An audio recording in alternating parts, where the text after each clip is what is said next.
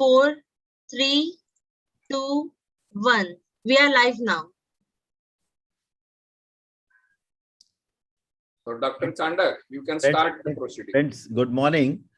Sorry for this 5-7 minutes delayed start. We are starting a spine symposium, and I would invite Dr. Gadegone sir to address this meet. Good morning to everybody, all esteemed faculty members who have devoted their time Sunday morning for delivering something good on degenerative spine. I welcome you all. I also welcome to all Maharashtra Orthopaedic Association members as well as the viewers of Ortho TV and viewers of IOA also. So this will be a very good interactive session about the lumbar degenerative diseases. These are the most common in the orthopedic practice, and in general practice also we find many patients. So suppose if you find a 50 patient, we will find 20 patients of a degenerative spine, and then we have to unfold the saga of this disease and how to treat, when the surgery is needed, when conservative treatment is successful, and how the surgical neglect or a supervised neglect also can cure the patient. So this is how it is. I welcome all the viewers as well as the esteemed faculty to deliver their lecture and guide us. Thank you very much. Thank you very much. So Shailesh, can you take over and please carry over the meeting? Please introduce Shailesh, all speakers. Yes. Thank you, the team MOA, Dr. Gadegone sir, Dr. Karne sir, Dr. Chandak sir, Dr. Sangeet, Gawhale sir, and Dr. Saoji sir for this great initiative of interact, discuss, and debate about the common and important aspects in orthopedic and spine practice. And this is our second meeting on spine, and we will have one more in osteoporotic spine. Today's agenda is simple. It's degenerative disc disease, lumbar disc, stenosis, and listhesis. Very, very common issues which all of us face, and always there are debates, and everyone can have their own say, their experience, academic practice, institutional practice, everything can be different.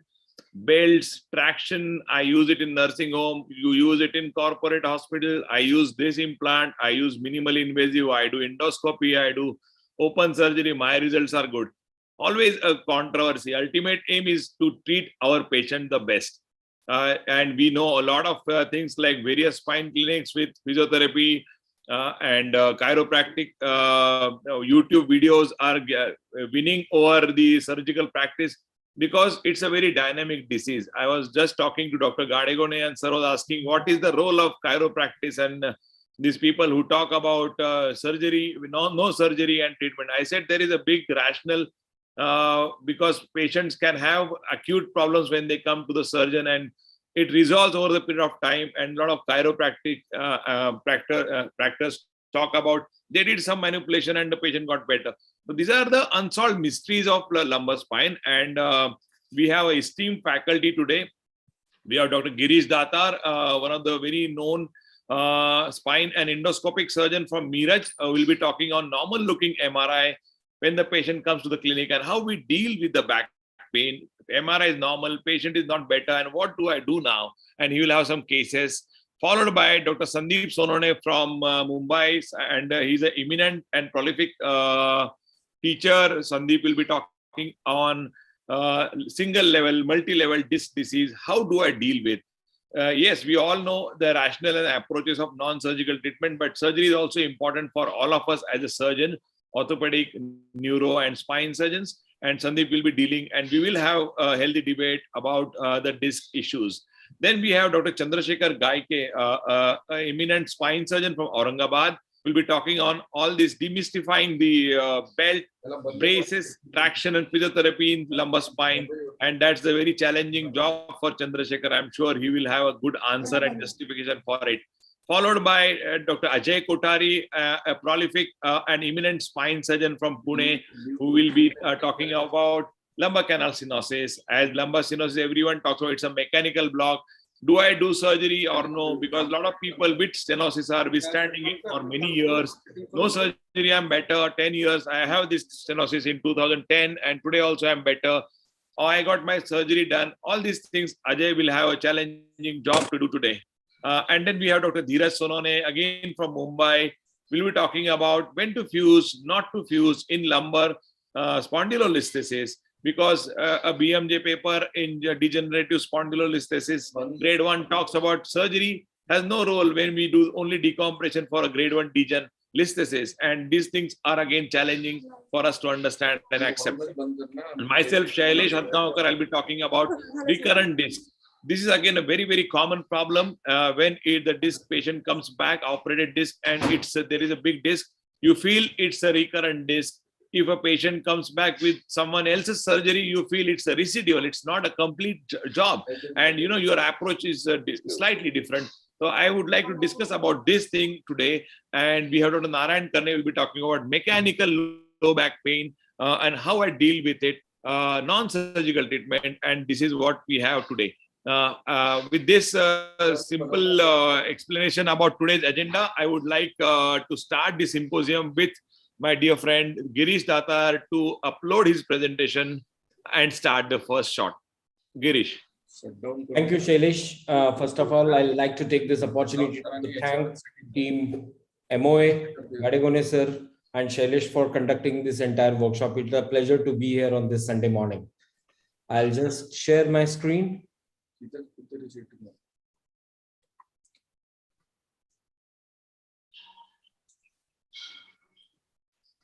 I hope my screen is visible. Yes. Okay. So let's start with the first talk here. So I'll be speaking on a topic which we all face in our day-to-day practice. That is a patient coming with the back pain and sciatica. That is a symptomatic patient with a normal looking MRI.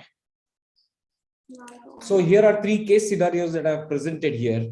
The first patient, where you can see his brief clinical history is the patient has pain in the back with lower limbs since 1 year, both lower limbs in fact. Pain has increased since last 2 months. He's been taking all kinds of treatments, chiropractic treatment, physiotherapy, medication, lumbosacral belts, everything. The pain predominantly increases on sitting and bending forwards. There's no pain on standing and walking. His VAS for the back is 7. That is what he claims. And for lower limb, it's 4. It is more when he sits. Neurology, by and large, is normal. So this is the first patient. The second patient, very similar complaints again. I put in the MRI, which is the sagittal cut as well as the axial cut. Pain in the back with lower limb since 6 years. Pain is increased since 1 year. Now, all sorts of treatments have been done, including medications, physiotherapy, lumbosacral belts, massage, acupuncture, pressure, everything. VAS for the back, he claims to be having it as 8 and lower limb is 5. Bilateral SLR was 30 degrees on clinical evaluation, and by and large, the neurology was normal. The last patient here, which I have presented here, is a pain in the back and lower limb since 3 years. Pain has increased since 4 months. Pain increases on activities, no specific activities. So he says it increases on sitting. It also increases on walking and doing some other physical work. VAS for the back was about 6 and lower limb was 7. So he had a predominantly lower limb pain than the back pain. SLR was bilaterally 45 degrees and right EHL was grade 4, which was like doubtful. So these are the 3 classical MRIs that I have presented here with the patient's clinical history. Now, if you go to the MRI of each and every patient, you see by and large, these MRIs look absolutely normal. Now, apart from central midline tenderness, the patient doesn't have any other kind of a great clinical symptomatology or localizing signs. Now, the patient was evaluated for all other extraspinal causes of pain, which could be facet joint, sacroiliac joint, quadratus lumborum syndromes, and all those things, and all were supposed to be normal. Now, classically, when we have a patient of this kind, our normal approach would be to put the patient on physiotherapy, which is basically the core strengthening exercises, and then use medications for temporary relief of pain.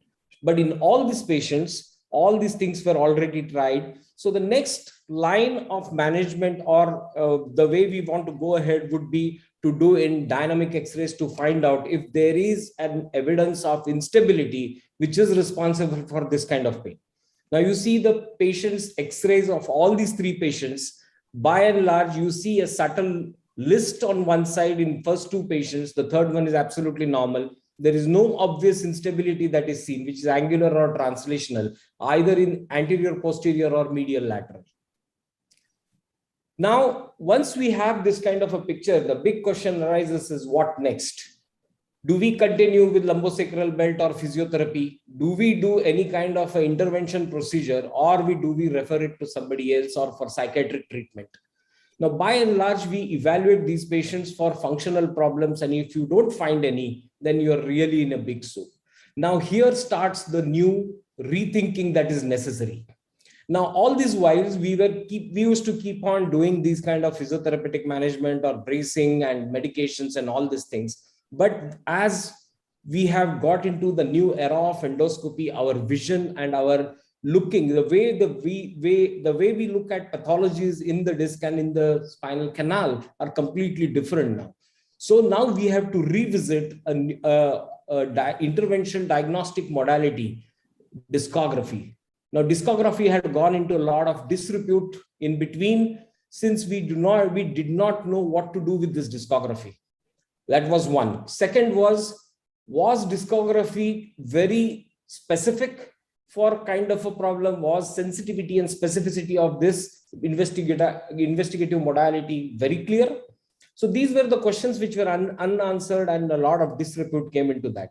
So, but with the advent of endoscopy, where we want to do an evocative discography, where we evocate pain, not only the functional thing that we want to see is the pain that the patient has during the procedure, but also look into the dye dispersion patterns in the disc to understand whether there is a subtle annular fissure, whether there is an annular fissure which is causing pain, whether intradiscal pressure increase causes pain, whether the dye leaks along the route, the exciting route or the traversing route, to cause a radicular symptoms in the patient, with the MRI absolutely looking normal.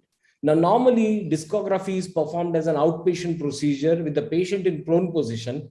We normally use a double needle technique under local anesthesia and try to minimize the trauma to the disc as little as possible, because this disc can turn out to be normal with discography also. So we have to check adjacent levels sometimes when you don't get the pathologies. So a double needle technique is used, and a 50% diluted iohexol of about half to 2 cc is more than sufficient. So you do not need a pressure manometer to pressurize the disc and to see that the disc completely blows out the whole dye out. So we do what is called as an evocative discography. Now here is the evocative discography done in all these 3 patients. Now in the first patient, on the AP picture or PA picture, you can see a bilobe nucleus, but on the lateral, you can see an annular fissure which is extending to the posterior vertebral line, also leaking into the epidural space. Now we need to understand the lateral picture is more important here, because the posterior 1/3 of the disc is occupied by the annulus, the anterior 1/3 is occupied by the annulus again, and it's only the central 1/3 which is the area, sanctum sanatorium of the nucleus. That's where the nucleus is. So if there is any dye dispersion which is more coming posterior, that is the clinical evidence of an annular fissure. Now this annular fissure can be painful, can be painless. If it's a burnt out annular fissure which is scarred completely, you may see evidence of dye dispersion, but there will be no pain initiated with increase in the intradiscal pressure. Now the first patient, you can see that the dye is leaking into the posterior vertebral epidural space, in the anterior epidural space, with the posterior annular fissure. In the second patient, we did a discography at 4-5.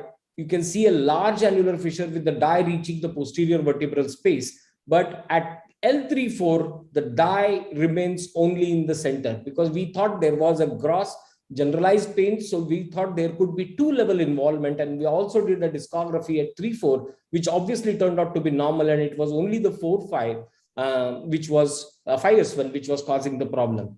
In the third patient, we did a discography, and you can see a clear-cut evidence that the traversing route was completely traced. And you can see the route has been traced. And you can also see on the lateral that there is an epidural spread of the dye. So the dye was put intradiscal, and the dye came out through the annular fissure, leaking through the traversing route. So once we have understood where the pain generator is and where the pathology is, the next question comes is, how do we deal with it?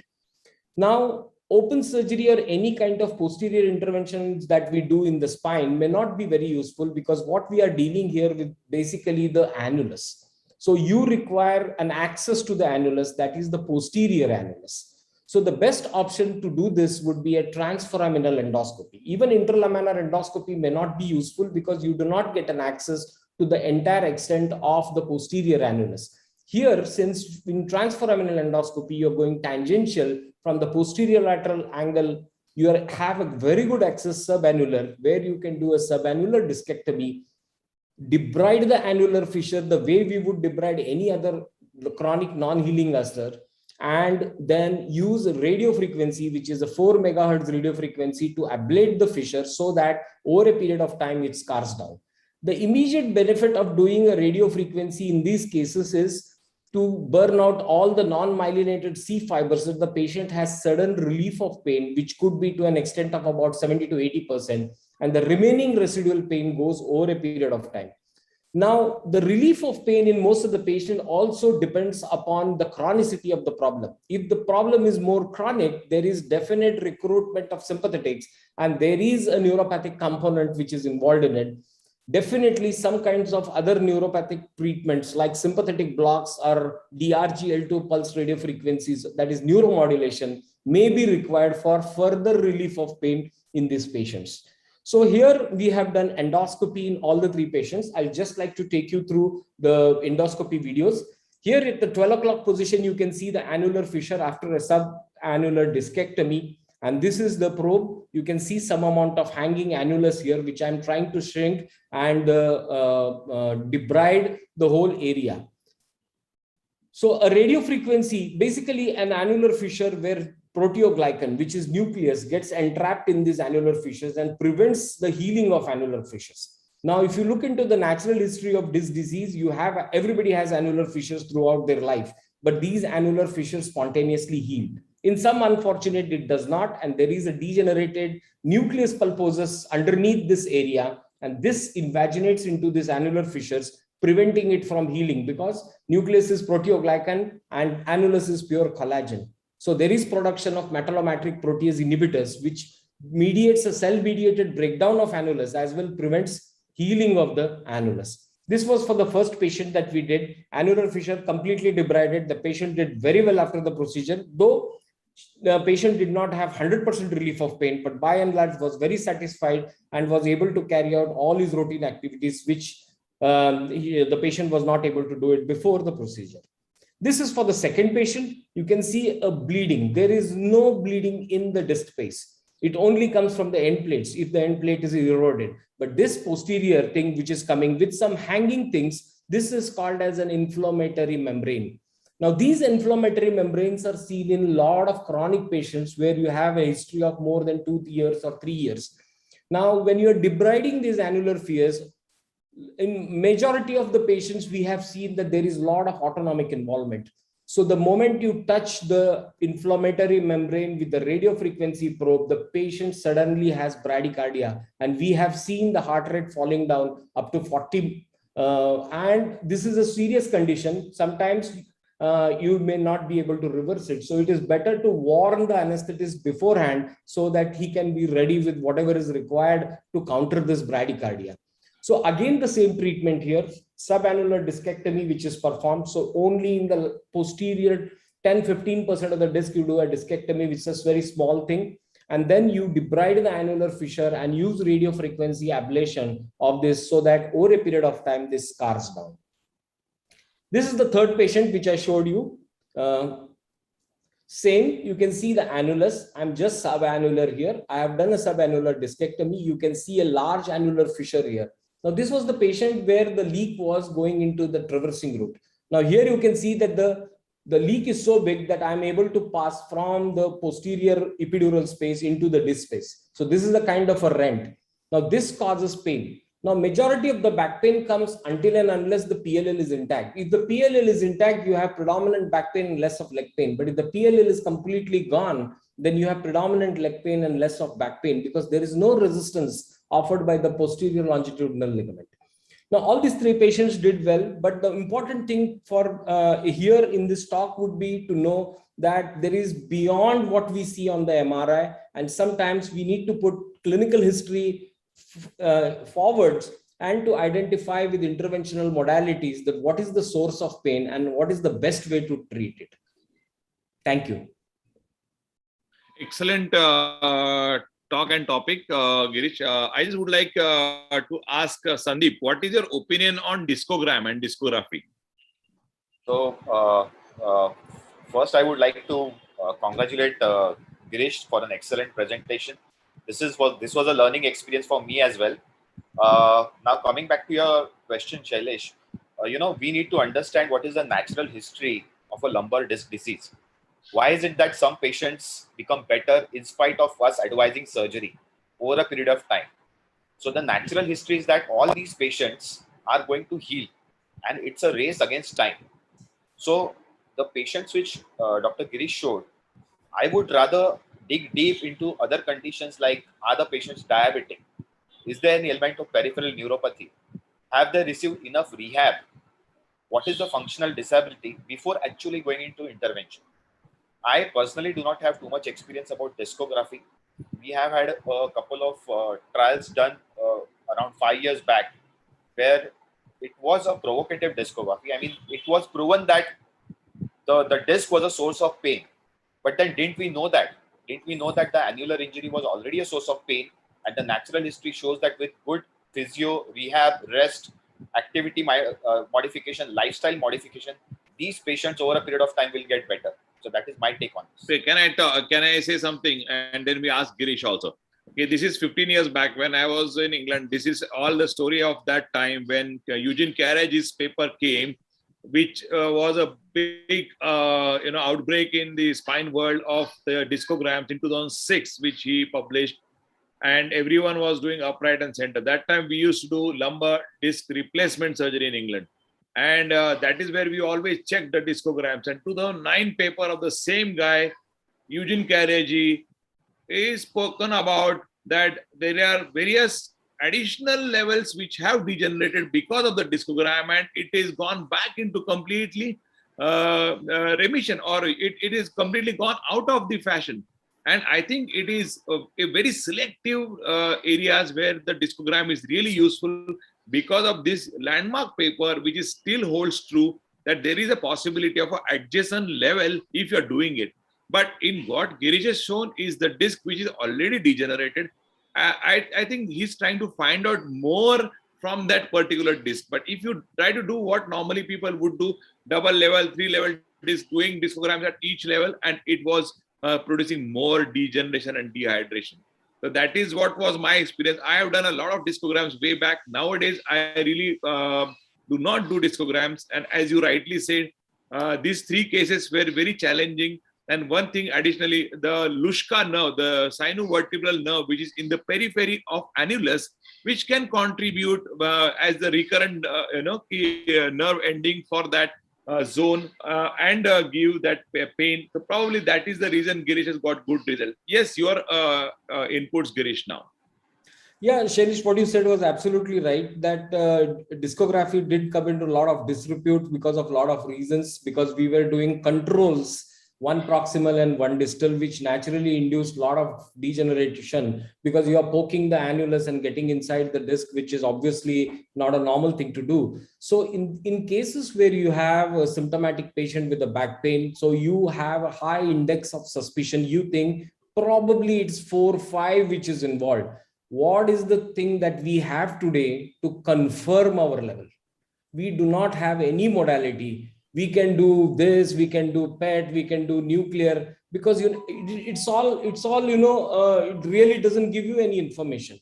The only thing that gives you information, which is very simple, cheap, cost effective, and you can do it yourself, is the discogram, where the patient just tells you pain. So you are not doing a provocation of pain, but you are evocating a little bit of pain. Now, what is important in the pain is the distribution of the pain, which we call it as zone 1, 2, and 3. So patient just tells, does he have pain? Yes, he has pain. Is it in the same zone which you had it before? Yes, it is the same. What is the quantity and character of the pain? That may vary. because that may depend upon how much loading and how much intradiscal pressure is being increased.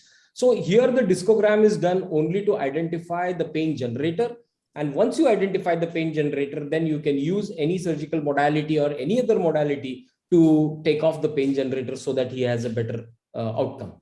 Okay, perfect. Dr. Girish, you are using this for back pain localization, also for leg pain? If the MRI is very clearly evident, then you don't need a discogram. So it's only in cases where you are completely, you don't know what is happening and you don't want to operate a wrong level. So you want to identify. So primarily leg pain is not the one that I would really look at. It is back pain. Yeah. Yeah. Perfect. Well said. And yeah. Yes, sir. Yes, may I ask one question?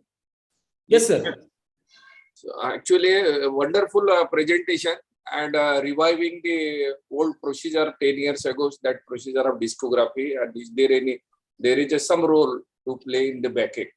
But I find that after your that diagnosis that this is the cause of the pain, probably. So after doing a invasive surgery or endoscopic surgery also, what is the guarantee that the patient will get improvement in due course of time? Is there any parameters after doing this surgery we can guarantee to the patient that he will get better with this surgical treatment rather than giving this conservative line of treatment or any other line?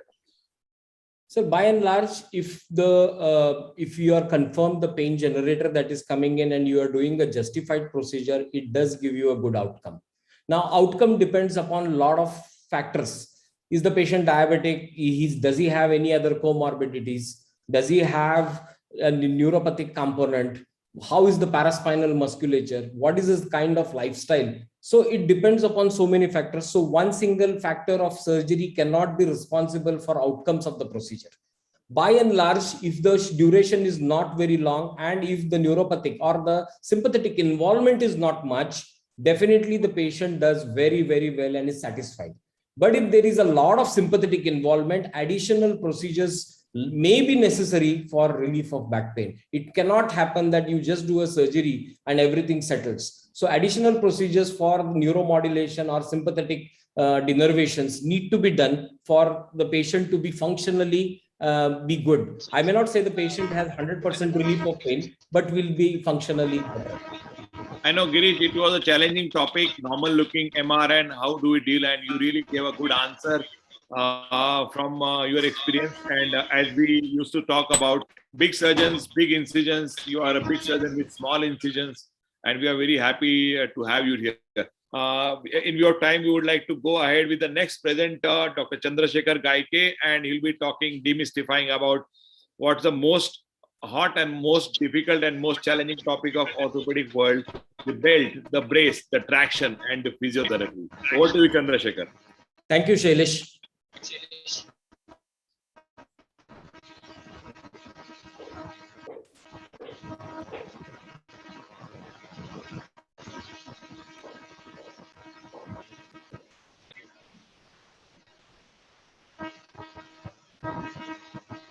I think Girish, you'll have to stop sharing. Yeah.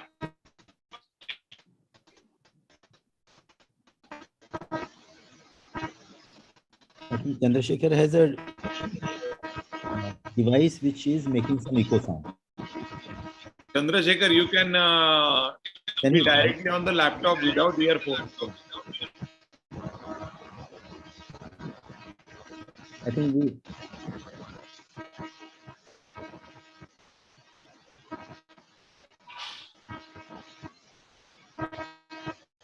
Is Chandrashekhar around? Hello. I think till the time he's edited up, can we go on to the next presentation and get him back? Yeah, of course, yes. We will go to the next topic. In the meantime, Chandrashekhar can set up. I would request Chandrashekhar to unshare the screen and Dr. Sandip Sonone to speak about the most common problems in spine, the lumbar disc, 1 level, 2 level, many level, how I deal with it. So Shailesh, Yes, Sandeep. is my And screen visible? I will request Dr. Chandrashekhar Gaike to, yeah, please take his earphone, I think, device is probably causing a lot of noise. Also, I request all the esteemed faculty to, if you have additional ortho TV on your mobile, please stop that because a lot of noise is coming on the screen here. Yeah, Shailesh, am I audible now? Yes. Yeah. Thank you very much for having me over here and team MOA. So I'm gonna keep this slightly interactive and also take opinions from the other experienced general orthopedic surgeons, because that would also be a learning experience. Okay. So this is one of the most common topics that we come across, lumbar disc disease, and also the most debatable.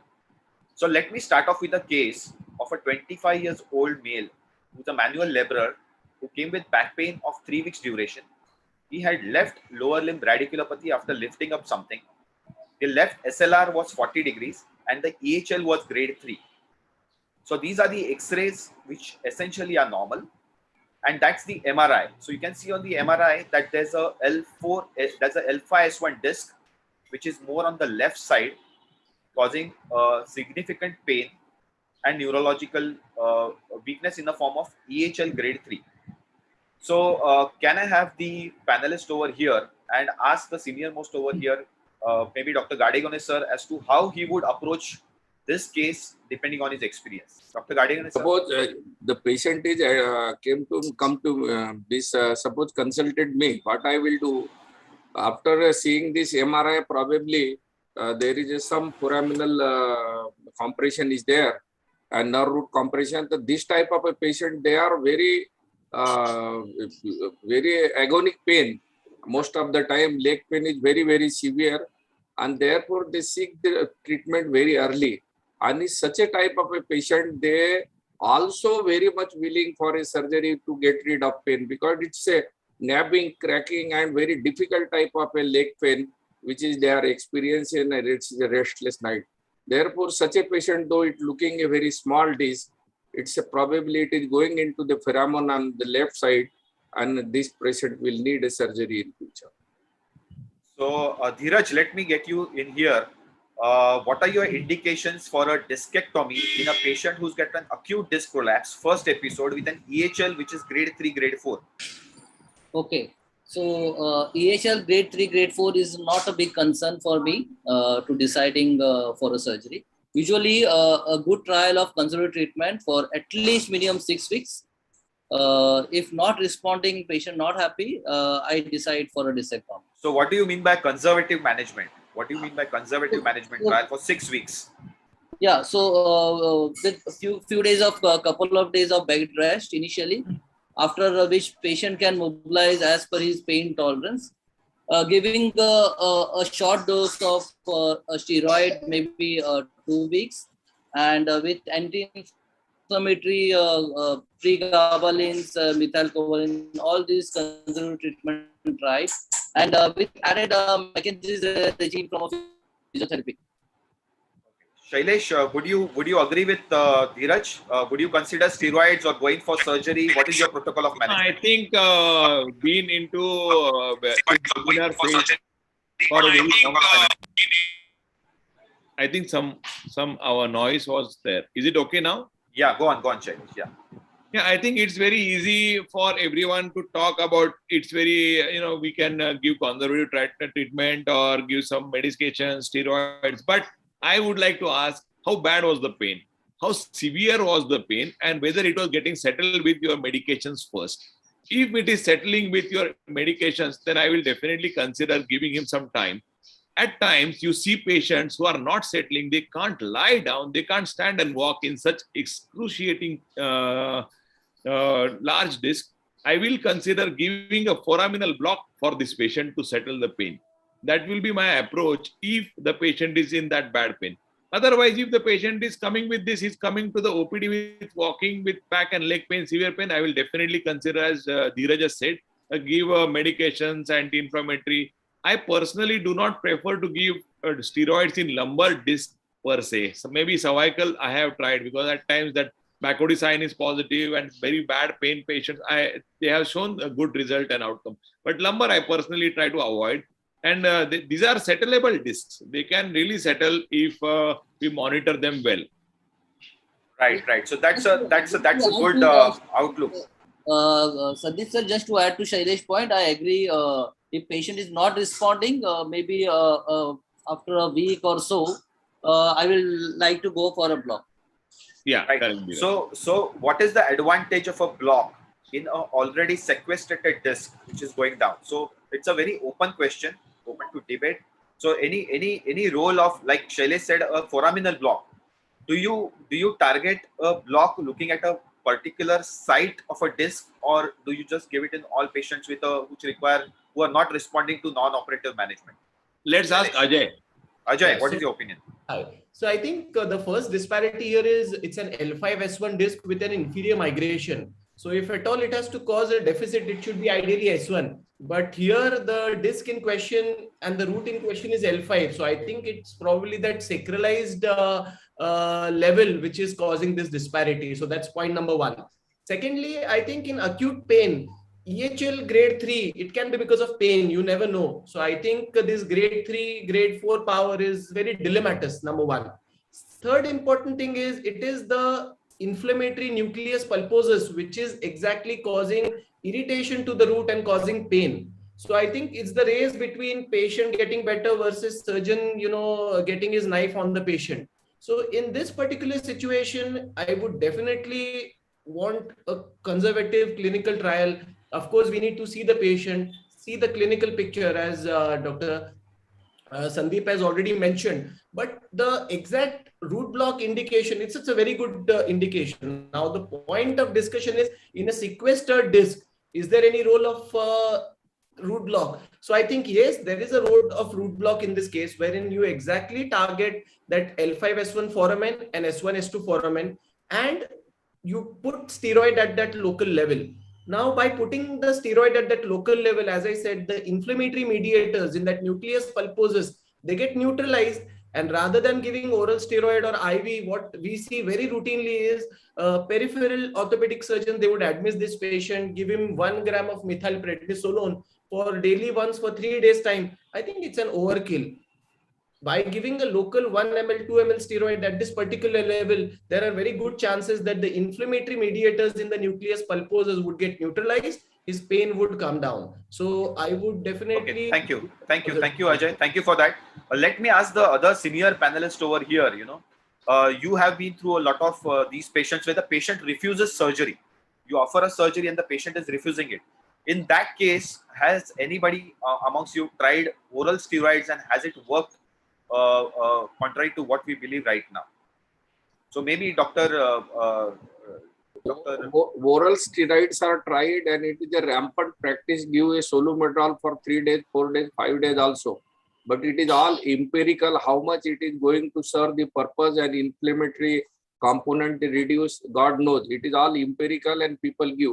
But sometimes it is majority of the time patient settles of its own, depending on the tolerance of the patient.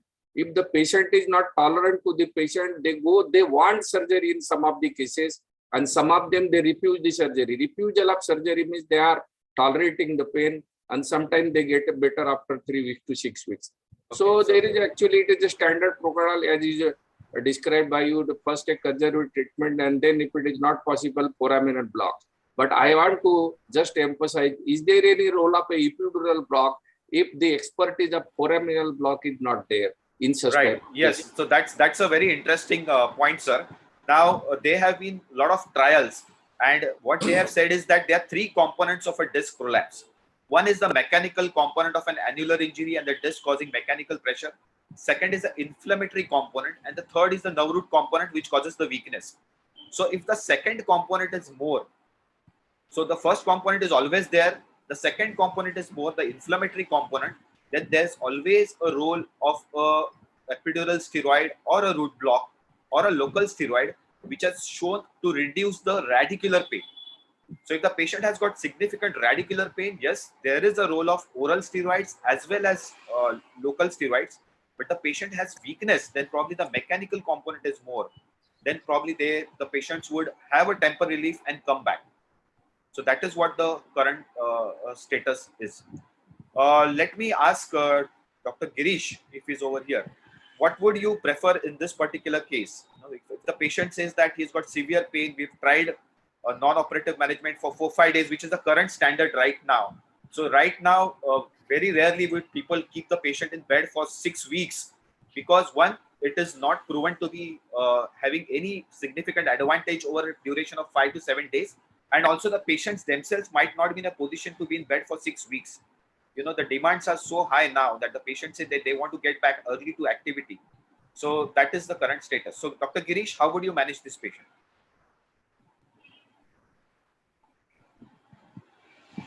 So is Dr. Girish here? I think nobody will give rest for 6 weeks.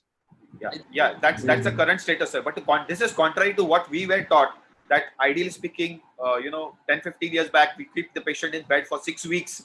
So that is no longer having a stand right now. Maximum recommended duration is 5 to 7 days. Okay. So fine. I just want to ask the panelist, what about Gore's block in such scenarios? Giving a block at the sinus tarsi posterolateral malleolus. It's a OPD procedure, no need of OT as well as CR. I think no personal experience for this, and as all the standard textbooks used to be there for a long time, and as we all know, the olden time when there were no MRIs, we always believed in complete rest, and the evolution is significantly different post MRI phase, which is mid 90s when the MRI came in India, and treatment protocols have started changing. The weeks have become days. The demand of patients are totally different than what it used to be in the past. People will do anything, but nowadays a lot of people want to get better quickly. They don't want to just lie down. Medicines are not helping, and it's a different scenario. So I think it's a case-based thing. Someone who is very tolerant, we can definitely give them that option. Someone who is not tolerant, we need to think the next step. So Shailesh, we also have to look at the functional demands of the patient. What is his occupation? Absolutely. Does he have time for this? Absolutely. So Dr. Saoji, you wanted to say something? Yes, I want to ask whether there is a protocol of conservative treatment giving rest for 6 weeks. I don't think it is in the conservative. So it is no longer recommended, sir. It is no longer recommended. Around for 3 to 5 days is the time which we prefer to give. So let's move on. Yeah. So Shailesh, 3 to 5 days of patient not improving, what's next? I think I'll go for a block. Okay. And most of the time it works. 70% of the time it works. Okay. Dhiraj, I think we have to keep it very case-based, as Shailesh says. Now, in this case, it's a sequestrated disc. More than a block, probably getting the fragment out is going to give much better relief to the patient and much earlier, because it's a frank sequestration. At 3 days, the patient is not improving, or you want to go for a fragment removal? I would wait for 5 to 7 days. If he's responding, probably the fragment has adjusted somewhere which is not giving compression to the nerve root, and then probably patient will feel better. But in this case, we know the natural history. This fragment over a period of time is going to shrink in size, lose its size, and then probably the patient will gradually get better. But that's we don't know the duration of the disease. We don't know how much time it will take. So that's the reason we can offer surgery just for the pain and return the patient back to functional activity. Absolutely, yes. Yes. The last question to both Sandip. Yeah. You suppose if you wait for some time and there is already grade 2 or grade 3 EHL weakness, and patient while walking there is a foot drop like symptoms. So over the period of time, if you just observe for 6 weeks, so is there any irreversible changes may occur in this case? And then what to do? So in this case, foot drop is out of question, because this is a disc at a different level. One. Second is, if the patient, again, I'll have to have a conversation with the patient. If it's a high profile software engineer or corporate executive, they don't have enough, even a 1 or 2 days to lie in bed. In that case, the best option is to do a minimally invasive job, get the fragment out, get the patient back to activity. But keeping the patient within 6 weeks in bed, I'm not sure if I'm going to give him the same relief that the patient will feel better in 5 to 7 days. You are losing his time. Yes. So let me get Ajay over in here. In case we decide to go in for a surgery, what would be your preferred mode of option? I think I would go for a tubular discectomy or a conventional micro discectomy using a microscope. Shailesh, Yeah, I agree. I will go for a discectomy, whatever ways. anybody wants to defer any role of fusion in this case, or you would prefer only a decompression job? He's 24, 25. He's already got a 4-5 disc above, which is degenerated. If you do a 5-1 fusion with the discectomy, there is a chance of this adjacent level can degenerate and probably can create trouble. And he's a laborer. If you are planning for a fusion, then you should do a L4, 5, S1, which will be too extensive for a sequence. Just do a discectomy, the fragmentectomy. Right. So just there are multiple ways of doing the same thing, right? The main thing is getting the target, the fragment out. So you have to have a targeted decompression. So just going through the trials, I'll just summarize what we all discussed. So the aim of surgery is basically to give faster relief from an acute attack, if at all you are going in for a surgery. Again, between multiple modalities of management, whether it is endoscopic, a tubular, or a fenestration, there's absolutely no difference in the long-term outcome of the pain and the deficit. So in this case, it depends on what is your expertise, what are you used to it, used to a particular procedure, and you can do the same thing. Again, open and micro disc. Now there is a significant incidence of iatrogenic ligamentous damage to the structures in an open discectomy. So most of us prefer a soft tissue retaining surgery. That could be a micro discectomy, a tubular, or an endoscopic discectomy. So in this case, what I did was that I went in for a percutaneous interlaminar endoscopy, wherein my aim was a targeted fragmentectomy just to get the sequestrated fragment out. And this is what we could achieve with the endoscopy, and the patient was absolutely fine. Regarding the EHL weakness, now there's a lot of controversy, but EHL weakness, it depends on the occupation of the patient. Most of the patients who wear shoes probably are not too much bothered about the EHL grade 3, grade 4. In fact, it is not even considered a weakness in these group of patients. But if somebody is using chappals regularly and they find that the chappals are slipping, then yes, you need to address that problem. So it's on a one-to-one basis. So any comments on this, Shailesh? Anything else which is bothering you in this case? Any other issues that you want to make up? No, I think you said it right, Sandip. Yeah. How do you explain the EHL weakness as the level is not matching? So in this case, it could be exiting or in a sequestrated disc, sir. It could be any of the levels. It could be either the exiting or the traversing route. We believe a lot on is for me, when I find out there's this little bit of mismatch, I try to find out, is there any other cause which can cause this EHL weakness? And if the cause is apparent over here, I think we need to address that. So I think answering Dr. Kiran's question, it's actually L4-5 if you see, because there is a sacralized L5, and had it L5S1 cause an EHL, then it should be an up migrated disc. But here it's actually an inferiorly migrated disc. Yeah. I think the only reason that we can give is it is a sacralized transition segment. That's Counting acting as an L4-5. Yeah, right. So I move on to the next case. This is a 24-year-old male, female software engineer with back pain of 1 year duration. He had severe back pain since the last a month or so, with left lower limb radiculopathy of 1 month after working out in the gym. There's a list, the SLR on the sorry, it should be on the left side. Left side is restricted, and there's no weakness. This is the MRI picture, which shows a huge disc, which is causing compression on the cord and both the nerve roots, the exiting as well as the traversing nerve root. Now, in this case, what would be your preferred mode of management, Shailesh? And how bad is the back pain? The back pain, she had back pain since a long time, but it was not so bad. It was not restricting the activity, but lately, since the 1 month, the back pain was really severe. And the leg symptoms? Leg pains are really bad. Really bad. Okay. Is there was a sitting pain? That's very important. Yeah. And what is the type of work this patient had? Software engineer, sitting job. But they have to travel. They have to travel quite a lot.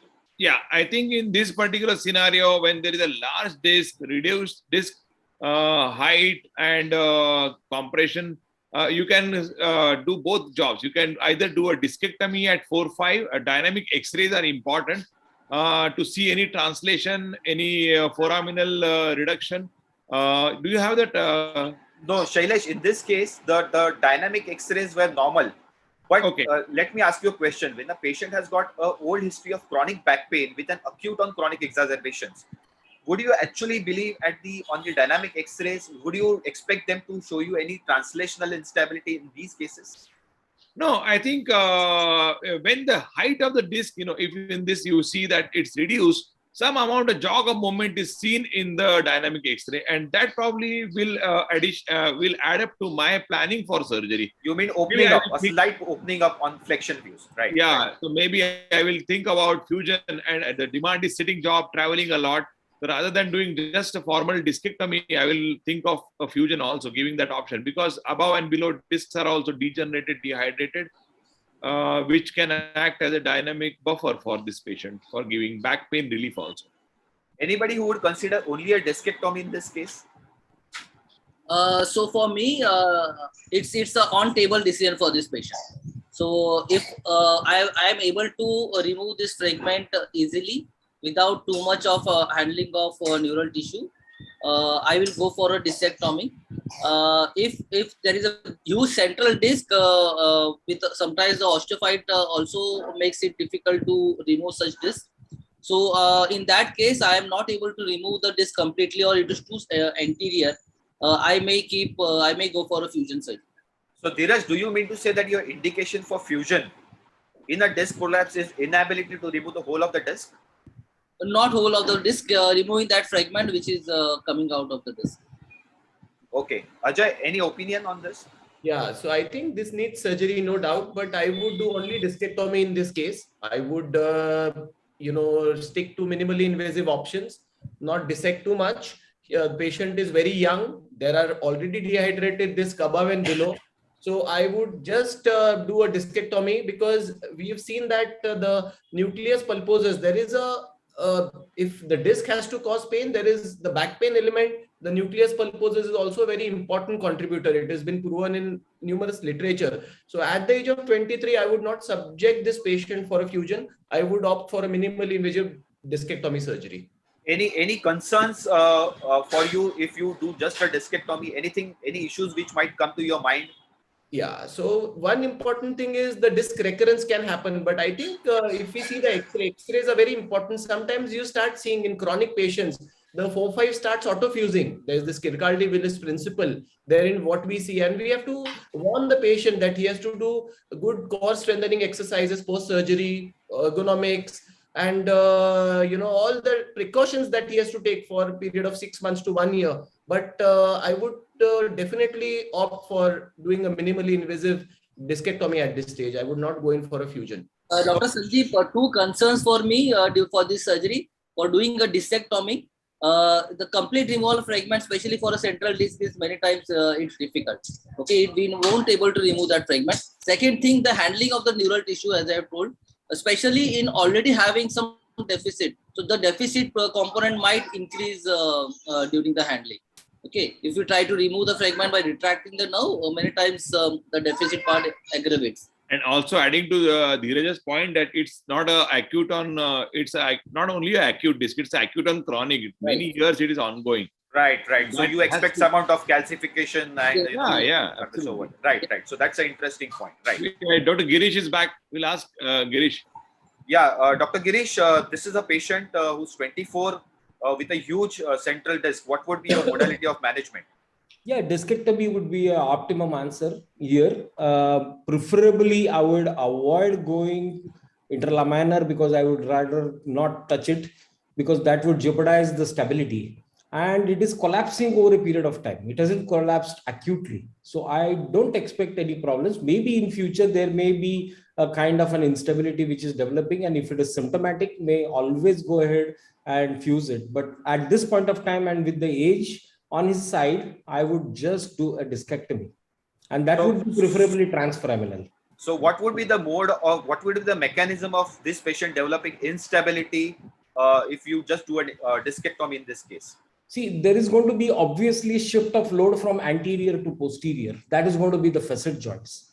Now, there are two aspects of it. If the spinous processes, as you can see already, they're quite coming close to. The moment you do a discectomy, the posterior annular integrity is also going to go away. Now, the disc posterior height is maintained by the herniation itself. The moment you take it off, that is going to collapse and the spinous processes are going to go to. There's going to be definite rotation with the facet joint getting overloaded. Over a period of time, you can expect osteolysis in the facet joint, causing inbuilt instability or a posterior facetal incompatibility, causing instability. This is normally the kind of thing that happens and which you can very clearly see from the literature, from the Carcaldivalis, and so many people, you can see that there is a subtle rotation and there is going to be an instability in this patient. But whether this is going to develop or there's going to be a soft fusion in the posterior elements is only the time which is going to tell us, and whether really he's going to need something in future. I think we have heard about all the different aspects of this, and let's see what Dr. Sandip has done, because we are running short of time. Right. So I'll just rush through it. Regarding the role of fusion in primary disc herniations, just a wrap up of the literature. There's no conclusive support in the literature which tells us that yes, primary disc herniations, you need to fuse it. In the recurrent disc herniations, we usually go in and fuse most of the recurrent disc herniations. Again, there's no conclusive support. In the recurrent disc herniation, there's the definite advantage of a minimally invasive fusion over conventional open fusion, just purely because of the risk of ligamentous damage, soft tissue iatrogenic damage, and the chance of developing a adjacent segment instability. So in this case, I have to consider the benefit to the risk ratio, have a frank conversation with the patient, the functional demands. The back pain was of long duration. I was expecting that I will get most of the disc out, almost 80 to 90%. I would leave a huge vacuum. As Dr. Girish said, that would cause facetal overloading, and this patient is going to come back with the same level stenosis. So depending on, because of all these conditions, I decided to go in and fuse it. The risk obviously is that there's going to be an adjacent segment disease, but again, that is something which is totally unpredictable. So just going on to the last case. Rapid fire now, Sandeep, rapid fire. Yes. So this is all about controversy. This is not a present. So this is a 35 years old male patient. You can see the MRI. He had right leg pain of 2 months duration. Right lower limb weakness. Because of the pain, he was non-ambulatory. Back pain of 4 to 5 months duration. The movements were normal in the spine. Left lower limb power was normal. Right hip was grade 4. But again, it's a tricky issue because of pain. They tend to have this. Right knee extension was grade 4. Right ankle was grade 4. Right knee jerk was apparently absent, and there was sensory hypoesthesia. So this is the MRI picture. You can see that there is a disc, a central disc at L23, a right-sided disc at L34, and a left-sided disc at L1, L2. So depending on this MRI picture, now these are the issues in front of which I would like to open this case to the panelist. How do you know which is the symptomatic level? How do you tackle this condition? Do you tackle all the levels or one level? If at all surgery, what sort of surgery and what is the functional outcome you expect? Dr. Ajay, over to you first. Yeah. How would you go? What is your approach in this condition? Case, so young patient, 3-level disc herniations.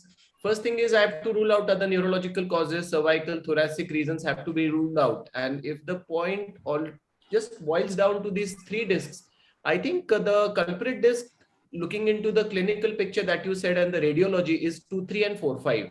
3, 4 seems to be, not causing the symptoms as far as the radiology and clinical picture is concerned. There is no doubt in view of deficit and the gravity of the disc, this needs a surgery. So I would opt in for a minimal decompression and discectomy at 2, 3, and 4, 5. And I would not touch 3, 4 disc. Dr. Shailesh, what about you?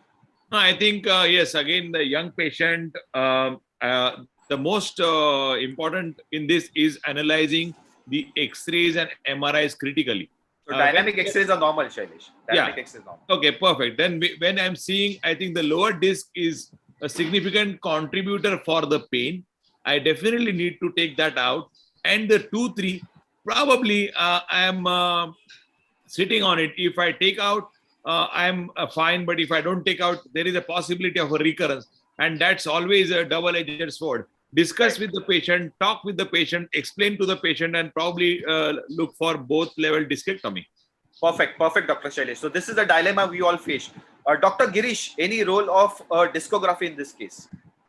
No, discography doesn't have any role because you're looking at back pain can come because of PLL stretch. So there's no role here. It's very clinically evident here. Definitely, I will look into the dermatomal and myotomal distribution and what kind of a pain, location of pain, and then I would decide the levels.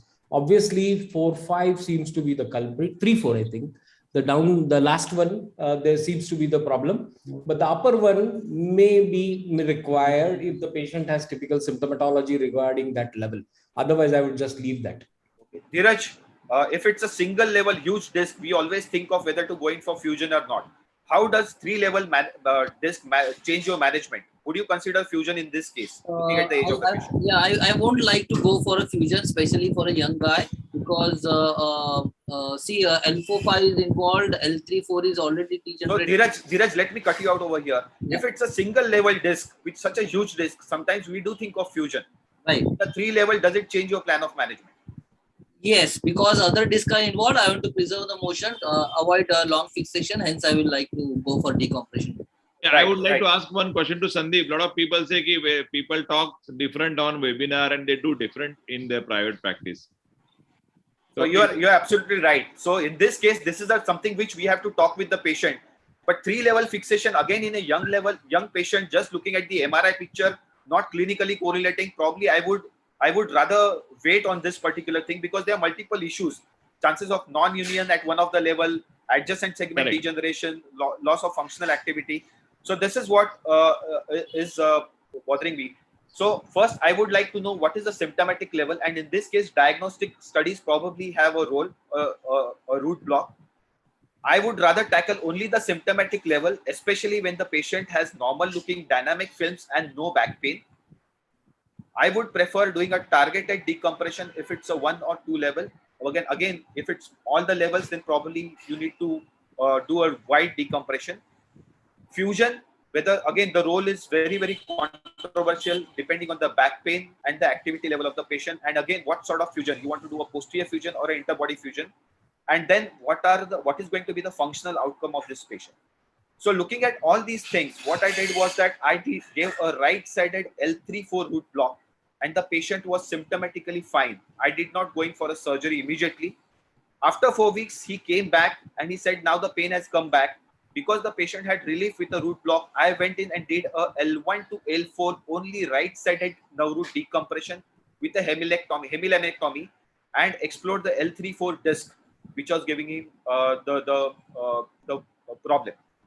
So after this, again, I had my fingers crossed whether this would work or not, but definitely I did not want to go in for a fusion. And this patient had a good functional outcome and he was able to carry out all his activities of daily living with a selective decompression. Excellent presentation, Sandip. And do minimal. What best we can do for the young patient is the message from your presentation. That's what we can hear from. Right. And any burning question, or we move on to the next topic? As I would like to ask Shailesh, anybody would have done it this differently apart from this? I would have done only interlaminar foraminal discectomy, not hemilaminectomy for 3 levels. Probably that is what I have done in couple of cases. And in few cases, I have done left-sided 2-3 and right-sided 4-5 also. That type also. So, selective. But I think different ways to skin a cat, and you did a wonderful job, Sandip. Thank you. We move on to anything? No, that's fine. That's fine. Yeah. Yeah. We move on to the next topic, the burning topic of lumbar canal stenosis in everyone's practice. And Ajay will be talking about the lumbar stenosis and how he is dealing with it. We are awaiting Dr. Chandrashekhar Gaike's important and burning presentation on belt, braces, and traction. But there is some technical issue on his side. He will be joining us ASAP. Yes, Ajay. You are muted. Ajay, we cannot hear you. Yeah. No. You can hear me? Yeah, yeah. So I think talking about lumbar canal stenosis is like talking about our Maharashtra political situation. It's so vast, it's so complex, and I think you can spend a whole day. I'll tell you a small story. So when I was doing my fellowship with Dr. Rajshekharan, so he used to always talk about lumbar canal stenosis, and he says that, Ajay, this is not a disease which has come yesterday. So if you're into your first, second, third year of practice, and if a patient of lumbar canal stenosis comes to you, and if you straight away tell him, you need a surgery, I think he is going to run miles away from you. So the basic paradigm is, if the patient is not having neurodeficit, if the patient is having those symptoms for a very long time, start with a conservative trial, give him some medications, call him back after 4 weeks. So the patient knows you. Sometimes to your surprise, you'll see patient gets better. Sometimes to your surprise, you'll come to know that there are some psychological overlay in the patient.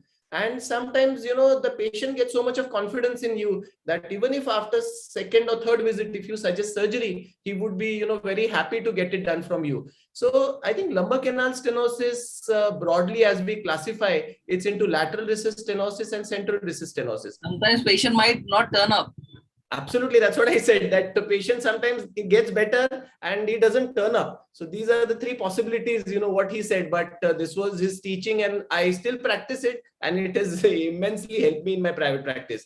So the literature is divided. Sometimes the literature says that, the lumbar canal stenosis surgery, it is short term, it helps for long term. I can present 10. I just went through a lot of literature, and the literature is completely divided. And I think you can present the literature wherein you want to support it. But what I thought was that I'll start with, cases. So I've picked up 4 cases with 4 different spectrums of lumbar canal stenosis, in which sometimes you opt for conservative management, sometimes you opt for only blocks, sometimes you opt for minimally invasive decompression, sometimes you opt for doing a standard midline decompression, and sometimes you opt for fusion. So let's start with the discussions. I think theory sometimes gets a lot of boring things with it. So let's start with cases directly. So this is 45-year-old female who presented with low back pain and bilateral low limb radiculopathy. Radicular pain component was more than back pain and neurogenic claudication. So this patient I had been treating for last 6 years, very successfully for last 4 years with good core strengthening exercises and other modalities. Patient, improved drastically. But 6 months ago, patient bent and lifted something heavy, and that led to this annular tear at 4-5 and a broad bed disc, with which the patient started getting back and lower limb symptoms. Of course, lower limb symptoms were much more. So this was like acute on chronic thing. I again started with conservative trial exercises, but this time patient didn't respond much. So I would like to ask Dr. Sandip, how would you proceed in this case? Would you still continue the conservative trial, or would you want to go for some blocks, or would you want to go in for? So does this patient have any weakness right now? No weakness. Right. It's only So the in this case, probably looking at the X-ray showed that it was a narrow canal, but the MRI doesn't show otherwise. So if you look at the X-rays, it shows that it is probably a narrow canal. So in this case, the chance that these patients would get symptomatic relief with physio are less. But the MRI shows different. MRI shows it's a trefoil canal with the facets which are quite nicely oriented. I would definitely go in for a course of epidural steroids in this case. And once the patient gets over the initial pain, which I'm sure she will, then we can continue with the standard protocol that you had initially followed, because the patient is responded to that on previous occasions. Dr. Girish, what is your experience with blocks, and can you please share it with us? I think Girish is not there. Girish is not there. So Dr. Shailesh, your experience with blocks? No, I think first and foremost that you're treating this patient for 6 years. This patient is now with bad pain. There is an annular tear. There is a trefoil canal. There is a wet facet sign. I would like to obviously see the T1 axial. They're important for me. to know the DCSA, dural cross-sectional area, because leg pain is also there. So that's one. Second, probably, yes, I will consider giving a block because all the conservative treatment is already been given. The block is definitely on for me for this particular lady. All right. So Dr. Dhiraj, one question, if, we think of giving a block, so what would be your preferred modality? Like we see in periphery, the surgeons prefer a caudal epidural block.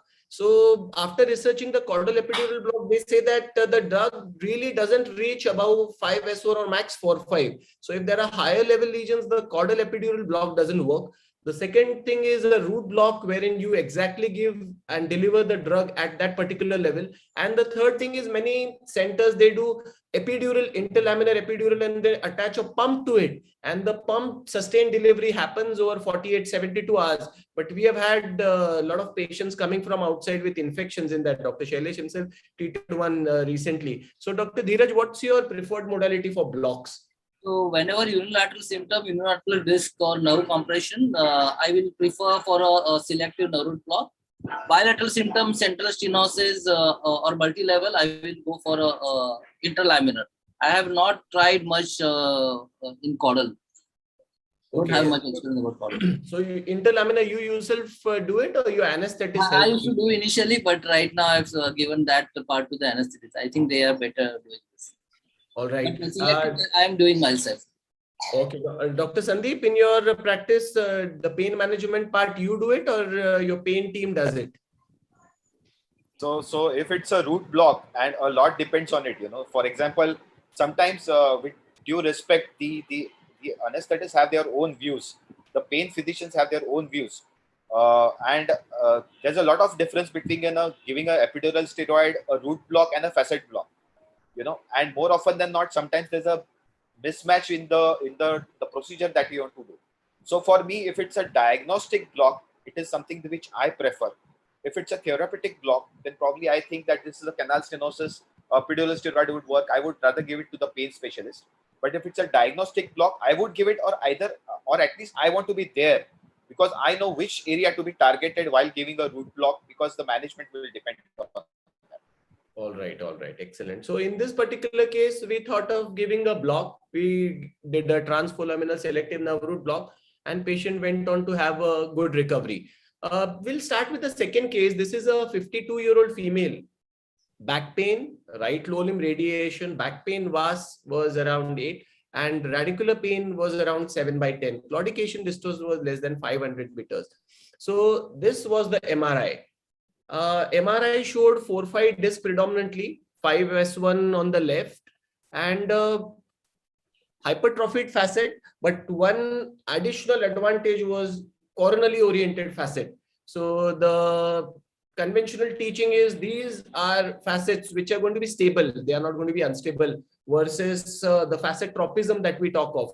So Dhiraj, your thoughts on this patient? How would you tackle this? All the conservative trial has been given initially to begin with, medications, rest. Even this patient has been given a root block and it didn't work. So what would be your preferred treatment modality in this? Can you please mention the symptoms of this patient? Yeah, predominantly leg pain. There's also an element of back pain. And the age of the patient is 52. He's a housewife. The dynamic views are clear? Dynamic films are clear. There is no mobility. And if you see, the discs are well hydrated at 4-5 and 5S1. There is a back pain component, but the leg pain component is far more. Okay. So my approach will be a interlaminar decompression, preserving the interspinous ligament, go posteriorly and do a decompress, remove the phlegm, decompress both the nerve roots on either side. For alpha S1, I will go unilateral. Okay. Any experience of over-the-top decompression? Anybody has? Dr. Sandip, Dr. Dhiraj, Dr. Shailesh, and do you really follow it? The over-the-top decompression?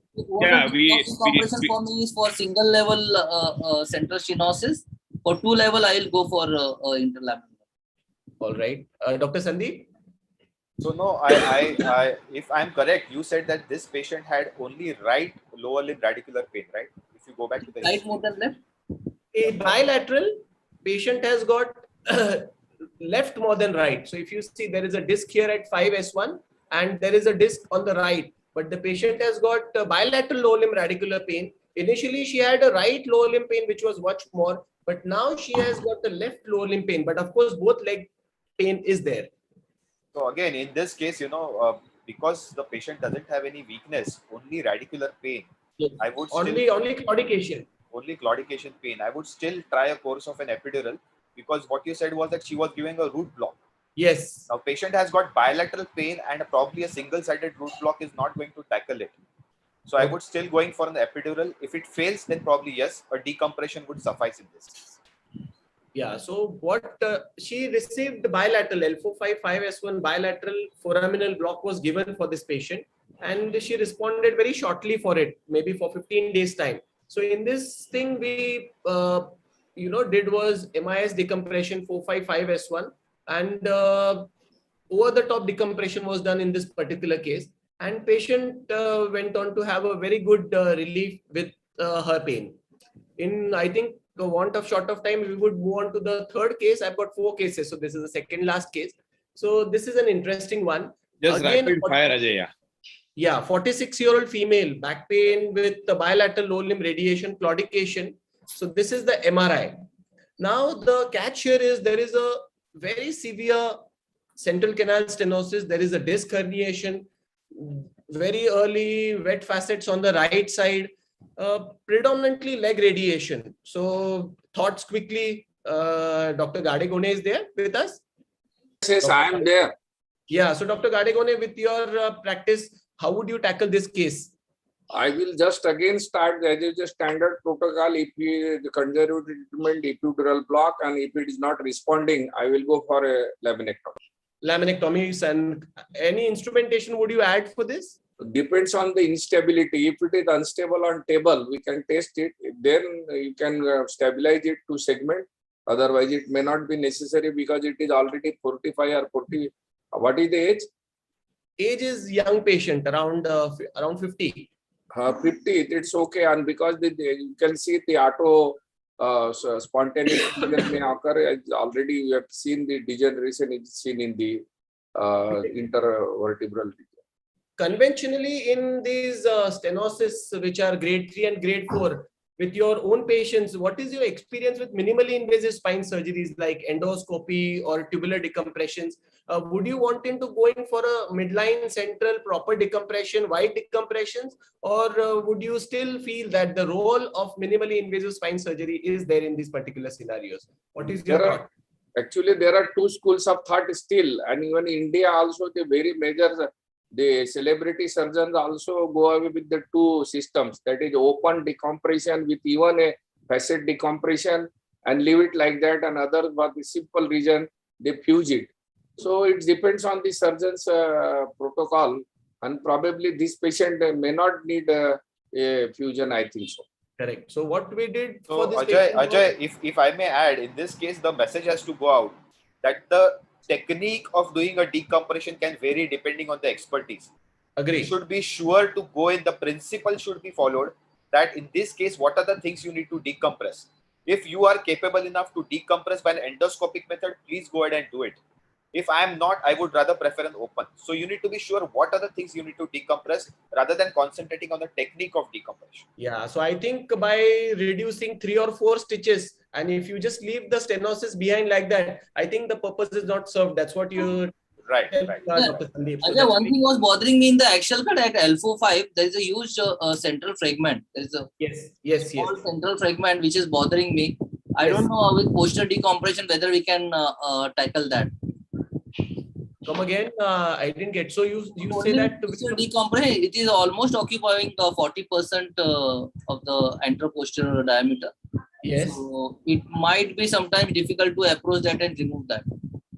Yeah. So what we did in this case was we did a conventional laminectomy, and we did a partial medial facetectomy on the right, retracted the root, and did a discectomy. And intraoperatively, we use a duckbill and see for the facetal opening. That is also, as you said some time back, that it's more of an intraoperative decision.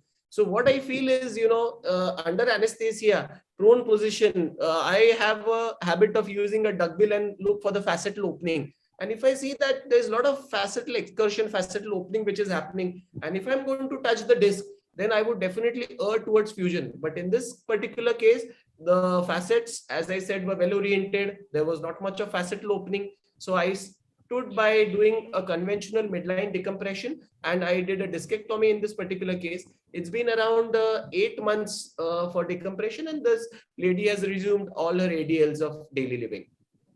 Yeah, I think it's a good case and Last discussion. case, yeah, 62-year-old. Rapid fire, Ajay, now. Yeah, 4-5, you can see the X-rays and claudication with back pain also. So this is the MRI picture. So quickly, your thought, Sandip, what would you do? Please go ahead, Ajay. Please go ahead. We have so this was the case, wet facet central stenosis. So we opted for doing the lumbar fusion in this particular case. I think if you see the X-rays, 4-5 instability, wet facet, central disc, it's going to be laminectomy plus removal of the disc. And there is also a lot of modic changes which we can see. So we opted for doing a lumbar fusion in this particular case. And it's been almost a 2-year follow-up for this lady, and she's doing great. Thank you. Sandeep, quick comment, Sandeep. Yeah, Shailesh. So in this case, normally when we talk of instability, we look at the anteroposterior translational instability. But there's something called as axial instability, which is indicated by retrolisthesis, and that indicates facetal instability. So the moment you do even a medial facetectomy in this case, these patients are going to get more back pain.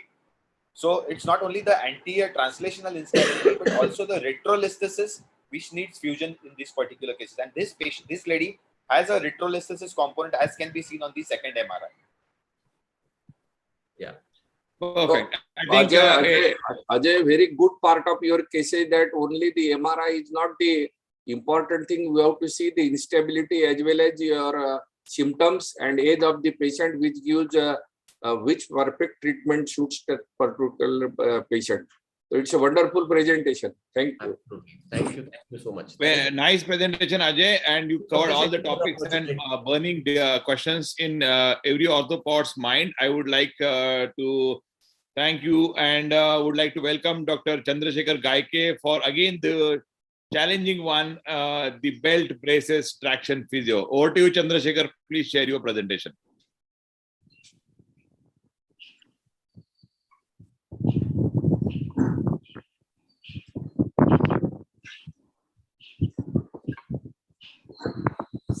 See, back pain is an unending topic, and we can discuss for 2 hours, we can discuss for whole day, we can discuss for 1 week also, and it will be still controversial, what was done and what we should do. We will be having Dr. Dhiraj next for the presentation on, again, when to fuse, should I fuse, not fuse, I am confused, and that's the presentation Dr. Dhiraj Sonone from Mumbai will be giving. Are you sharing, Chandrashekhar? Yes, sir. Yes, sir. Wait a minute, sir. Yeah. And then I will be talking about recurrence and how we should address the recurrent disc, and will be followed by the most important topic. Stay there for Dr. Narayan Karne's topic on make a non-surgical treatment of back pain, and he is going to demystify all of us again, and that's the end of today's show. And he is going to speak that no spine surgeons are needed. Yes. So we have a representation from MOA itself, and the secretary will be having a great presentation. I will speak only on that which the other spinal surgeon won't talk. Dhiraj, you can go ahead. Dr. Karne sir has very strategically kept his talk as the last talk. He requested, I would like to present as the last. Well, yeah, definitely, because he wanted to see what everyone is talking. Chandrasekhar, तुला जर problem असेल तर सोनावणेला present करू दे. Okay, sir. Continue करूया. Just screen share होत नाहीये. Yes, Dhiraj, please share. Yeah. Chandrasekhar, you need some help? Yeah. No, sir. काही problem. So, and see? Yes, Dhiraj, go ahead. As I introduced Dr. Dhiraj Sonone, over to you. Who doesn't need an introduction? Yeah, I'm Dr. Dhiraj. Hello, everyone. So, welcome to this MOA wonderful veteran spine surgeon session. So my topic is on lumbar spondylolisthesis, when to fuse, when to decompress, and when to do both. So we all know the natural history of the lumbar degeneration. It starts from thinning the disc, degeneration, bulging of disc, then buckling of the ligamentum flavum, stenosis, facetal arthritis, hypertrophy, and then osteophytes and listhesis. So at the end of this talk, you are going to know when to decompress, when to fuse, and when to do both. We can see a couple of cases quickly. Guidelines as per the World Spine Society, and know some evidence as per the good RCTs, and some practical tips at the end. So quickly running through the cases, this is a guy, 50 years old male, with more back pain, but on dynamic view we can see. So on dynamic views, you can see there is no such instability. There is a barge defect. The claudication distance 100 meters and neurological is intact. So quickly, Dr. Sandip, what's your call on this? It's a stable grade 2 listhesis. You want to fuse, you want to, or leave it like that only? So I have two takes on this, Dhiraj. One is that although there's no movement, there's a little bit of fibrous movement over there which can cause pain. Good. So now the question, this definitely needs fusion. But the question is whether you want to restore the anatomy or fix it in situ. Now, as long as I get a good decompression of the nerve roots, I'm quite okay with fixing this in situ also, because you already have a bone-on-bone anterior. So you don't have to jack it up and put additional bone graft and wait for it to unite. But one more important thing is that we also need to have a look at the lumbar parameters, because this is dislocated, this is in a subluxated position, it's a kyphotic position.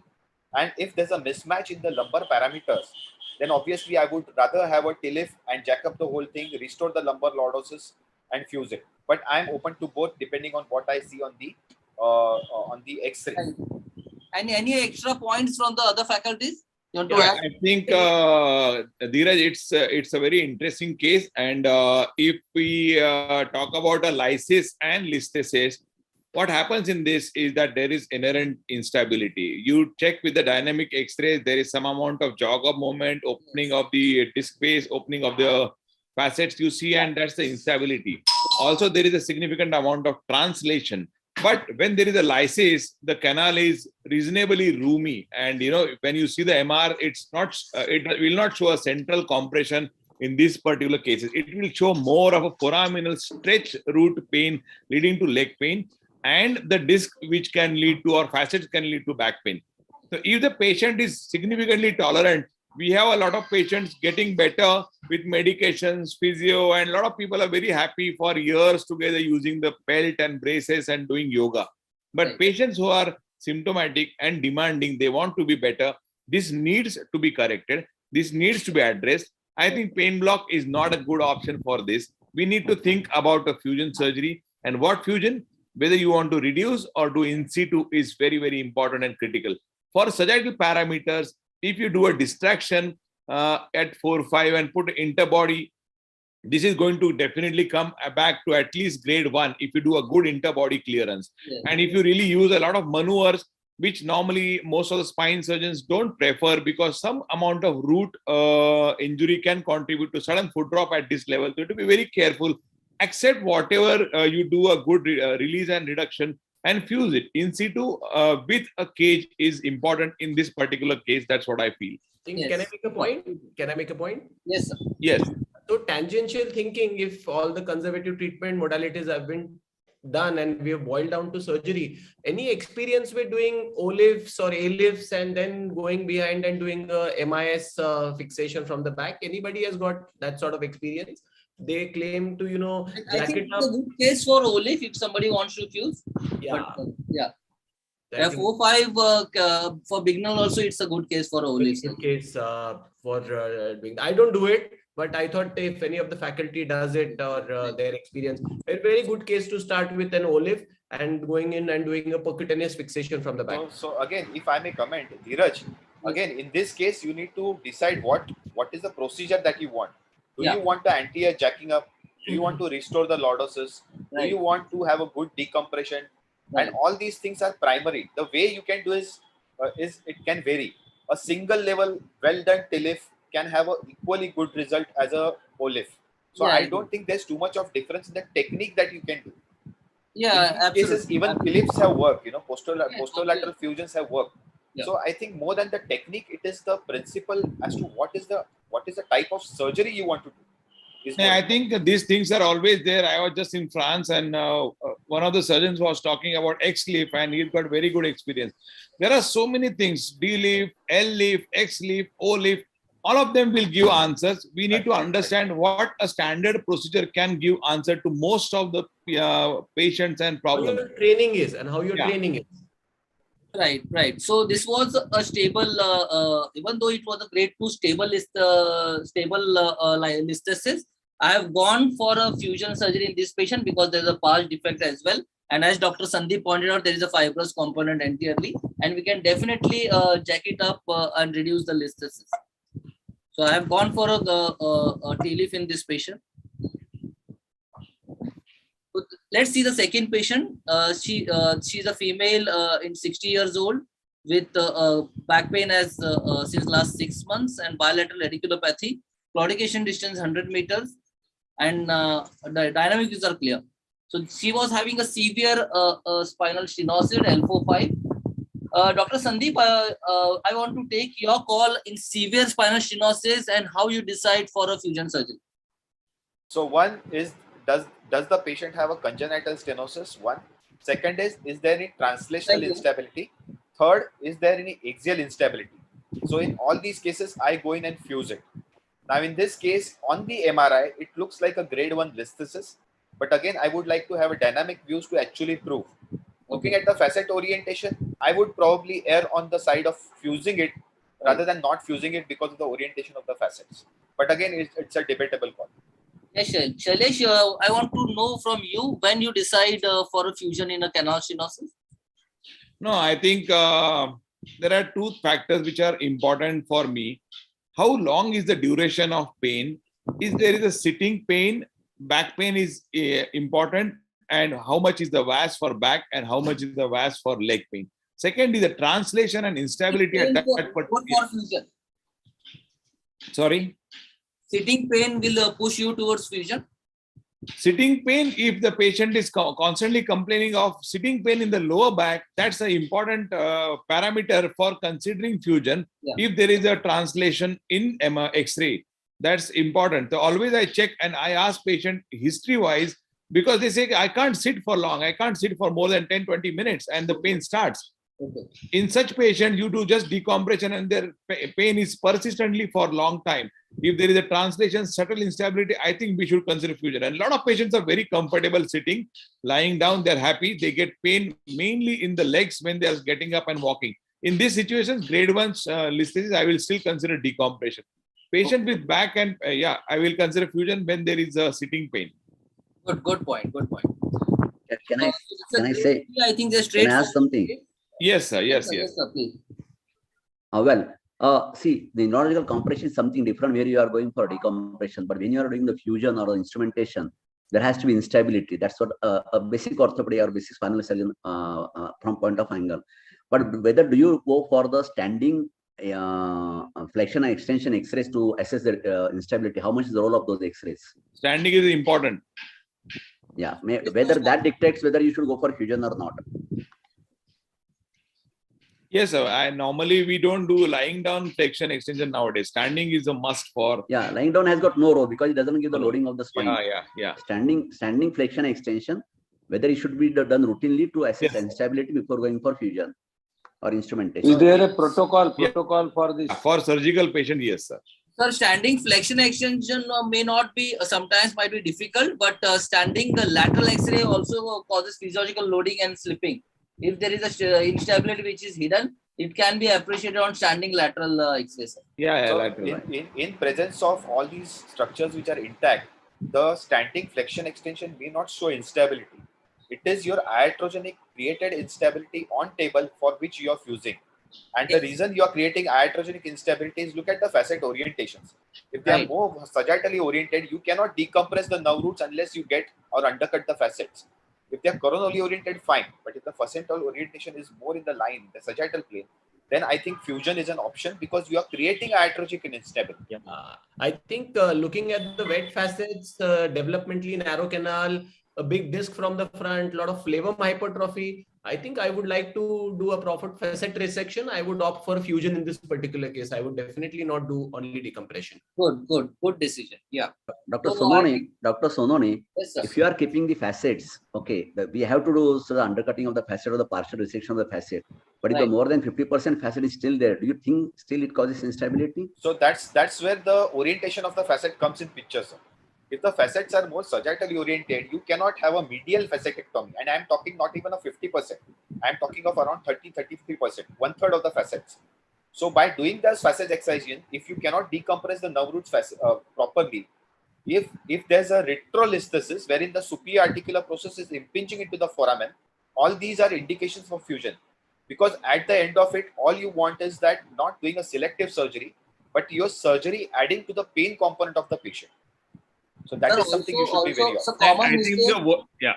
The common mistake which happens during the surgery is especially in such stenosis, doing a wide laminectomy, we have to go wide, and the pars size reduces less than 8 millimeters. We don't usually pay attention to that. That is one thing. Sometimes only a very thin facet is left. Just if we go as per the definition, the facet might be 100% intact, but only a thin layer, just few millimeter of facet is left beyond the cartilage. Okay, it is likely to fracture later on. So that is second thing. Also, osteoporosis has to be considered. If a patient with severe osteoporosis with a thinner pars and very less amount of facet left, we can err towards fusion in that case. The word what we normally use is the partial medial facetectomy. It should not be 50%, but it should be very, very partial on the medial edge of this. And maybe you can do an oblique cut so that you can keep a good amount. Yeah, next, Yeah, and one more thing, if you are done on, if there is only one-sided facetal resection, whether does it cause instability? If the other facet is normal, other side facet. So one side facet will cause pain. Okay. Yeah, it is instability. Yeah. Yes, sir. We will go for a fusion then. Yes, Dhiraj. Yeah. So this is a third case. I think it's very obvious for a 65 years old female with back pain, but the back pain is not very significant. With L5 radiculopathy and tingling numbness, claudication distance is just 50 meters. There is a instability as well as dynamic stenosis. I think it's very obvious for all of us to go for a fusion. Let's see about this. It's a great, this 63 years old male with low back pain since 1.5 months, and back pain is very severe. Claudication distance is 50 meters and he is having bilateral S1 radiculopathy. He is a tobacco chewer and has a history of bypass done just few years before. So, and on X-rays, there is a grade 1 instability on dynamic views. And these are the MRIs. Dr. Sandip, your call on this? You have to fuse for a grade 1 stenosis with some canal stenosis. This patient you said had a S1 radiculopathy. Yes, yes. So I don't think I would tackle the L4-5. No, see, many times this dermatomal distribution doesn't match. So there is an overlap of dermatomal. So suppose one segment overlap is there. Yes. Yeah. So in that case, I would rather give a root block in this case and prove that this is indeed the cause, because for all you know, it could be the lower disc which is causing compression. The lower disc is clear. Lower disc is clear. Still, you want to go for a root block? If I would definitely want to go a root block, prove that it is indeed the cause, no especially in the radiculopathy. Compression at the S1 nerve root at alpha S1 level. Still, you want to go for a root block? What do you want to look at?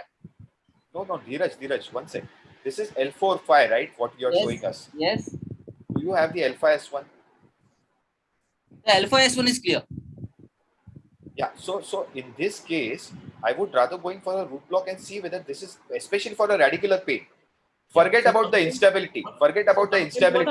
Had this been a pure disc patient, would you consider surgery? No. I would rather give a root block and prove that this is indeed going to respond and then decide on that. No. But root block comes into play when we are seeing 2-level disc compression, the nerves. If there is only one level which is involved, Yes, yes, because yes. the nerve Even does the patient have any weakness? Does the patient have any weakness? yes, it is. I think weak. No. Yes, No, the patient only has radicular pain. yes. For pure radicular pain, I would rather give a interventional modality, use an interventional modality to see whether she is responding rather than going in for a surgery direct. That is my concern. Dr. Datar, your call. Datar sir. I think Girish is not there. Okay, Shailesh, you can. No, I think one level Go for a mismatch. block in this patient. No, you can see a mismatch in one level. This patient is 63. Patient is with back and leg symptoms. Leg pain, VAS is 7 on 10. Cardiac bypass in the past. Persistent pain, conservative measures have failed. I think I will consider decompression at 4-5 for this particular level. Unilateral, you can always consider because the pain is only in one leg. And here we can see the other side is completely okay. Only right-sided foraminal decompression is required in this particular. There is a foraminal disc, if at all, with ligamentum flavum hypertrophy. Right. So there is overlapping of nerve roots almost in 20 to 27% of patients, which is the which may not match exactly to the clinical history, and that is one thing. Also, a grade 1 listhesis with some component of canal stenosis can be still managed with decompression. So I have done a decompression in this patient. So let's see what literature says quickly. So decompression versus decompression with decompression and fusion in lumbar. So the posterior decompression appears to be a gold standard option for treatment of lumbar stenosis without instability and deformity. And Dr. Karne's question, dynamic X-rays, has negligible role as per them, but they haven't commented on standing one. They might be commenting on the lying down. The utility of post-operative period in order to assess the existence of iatrogenic instability. So what Dr. Sandip pointed out, the fusion part is mainly for the iatrogenic instability and to prevent further slippage. Not to prevent the pre-existing slippage may not be helped, but the iatrogenic part, especially in canal stenosis, might be helped in because of the fusion and fixation. But only fixation shouldn't be considered once you go for a fusion. The micro instability part is seen in almost 40% of cases, hence the dynamic stenosis with a grade 1 may not have a significant role. So these are the points from this literature. As per the World Spine Neurosurgery, the World Spine recommendations, there is no standard criteria for defining also lumbar spinal stenosis, but there are broad guidelines depending upon the anterior posterior canal diameter, which is less than 10 millimeter. Also, the cross-sectional area less than 75 millimeter square can be considered as for a central stenosis. To define the lateral recess stenosis, which is less than 2 millimeter, or an angle of lateral recess less than 30 degrees, can suggest lateral stenosis. Also, to assess how much we have decompressed after surgery, we can get an MRI of our patient. And what we usually look is the floating of the nerve roots and CSF around the nerve roots. It might not be enough. So we have to look for the sedimentation sign. So what is shown in the first image on the left side is the negative sedimentation sign, and all the rootlets are clumped posteriorly, and which is a good sign of decompression. Okay, against a positive sedimentation sign after decompression surgery, the floating nerve roots may suggest incomplete decompression, or may suggest new appearance of stenosis after decompression surgery.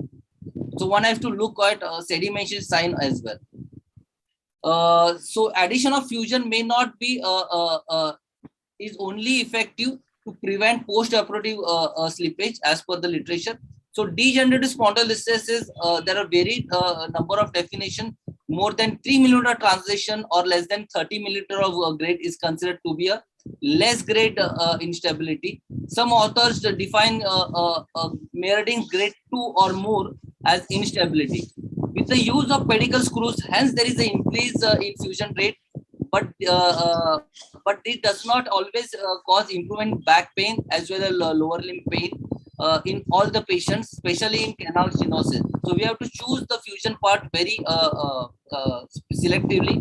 The mean blood loss, also the operative time and the complication rises with the fusion. Okay. And I will move quickly. And so this is a decompression with or without, this is another article. And as per this trial, patient who underwent surgery for degenerative lumbar spondylolisthesis, most of whom have symptoms for more than a year, decompression alone is not inferior to decompression alone with fusion. Reoperation rate occurs slightly higher with decompression alone group. This article supports the previous articles. Also, this is the RCT recently published. As per the F group, is fusion group has no better clinical results than decompression alone in lumbar spinal stenosis. I am only talking about the stenosis part, regardless of decompression and decompression part. The conclusion is in high quality or high grade listhesis, there is strong evidence of a fusion. So what does World Federation Society suggest? These are the guidelines for fusion, what they have been suggesting in lumbar spinal stenosis. In a patient with lumbar spinal stenosis with no signs of instability and predominant leg pain, decompression alone is recommended. In patient with stenosis with stable spondylolisthesis, fusion is not mandatory, but one might, what we have discussed in our first case, we are erring towards fusion, but that is also not completely no-no for them. Unstable spondylolisthesis, obviously we have to go for a fusion. There is no consensus if there is a main complaint in mechanical action, low back pain, which is more than leg pain, and patient may benefit with fusion. There is no consensus as such, but this is our routine practice that low back pain more has to be considered for fusion, but there is no consensus as such on that. Patient with lumbar spinal stenosis with loss of sagittal balance is symptomatic. So what in our first case, there was a grade 2 listhesis and there was some component of kyphosis and patient was having significant back pain. So in such cases, may benefit decompression and fixation. Okay, and deformity correction is advisable. Okay, fusion may be advisable in patient who has undergone bilateral fasciectomy. Dr. Karne's question is answered here. Fascial fusion alone, what we wish to consider in between fascial cyst, fascial fusion as a component of instability is not proven as a signs of instability. So something to add to this. So lumbar canal stenosis, mild to moderate, less than a grade or a grade instability can only go with decompression. Decompression, lumbar canal stenosis with predominant back pain. What we are practicing this way with severe stenosis, the iatrogenic instability or quad equina syndrome with significant compression, we are going towards fusion. Degenerative listhesis, grade 2, we are fusing. Ischemic listhesis, a past defect, even if it's grade 1, we are erring towards fusion because it's likely to slip further. Intraoperative calls are fasciectomy of more than 50% and pars size less than 8 millimeter on either side. Thank you.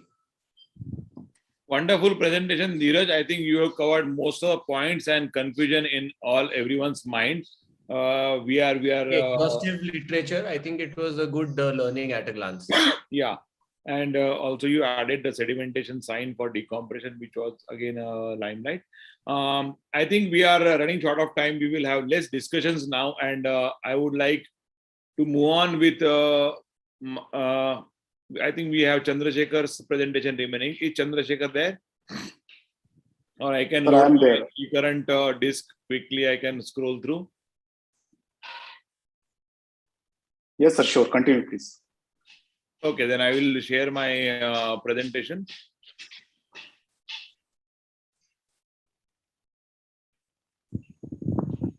Is it seen?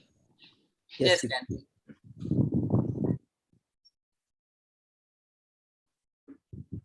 So I think we will be talking about the revision and recurrent disc. It's always a dilemma that when the patient is operated with a lumbar disc and patient comes back to you in 2 weeks, 2 months, 6 months, we talk about the patient is again having a disc and it's a recurrent disc. When the patient is operated by you, you think it's a new disc which is come. If the patient is operated by someone else, you think probably residual disc is there, and it was incomplete decompression. It's a human mind, and we are seeing it for a long time. When the patient is operated by you, you think about pain block. Our patient, we don't go for an MRI immediately. Yeah, even don't ask for the MRI. You tell them, okay, we'll rest for a few days, anti-inflammatory, call me back. I am my secretary's number. But if the patient is operated by someone else, you feel, no, you need admission now. There is a disc, you did the MRI. And, it's a human too, and been there for almost 2 decades. I've seen this quite frequently. And this is my perspective that we should treat each patient like your own patient so that this bias will not be there. That's point number 1 of disclaimer. Anyone's patient should be your patient and treat it like that. Never comment, because tomorrow it can be your day. If someone else's patient comes to you and you're talking, oh, it was an incomplete discussion, and you're talking with your fellow or your colleague and you're talking, this looks like a disc there, that will be tomorrow you.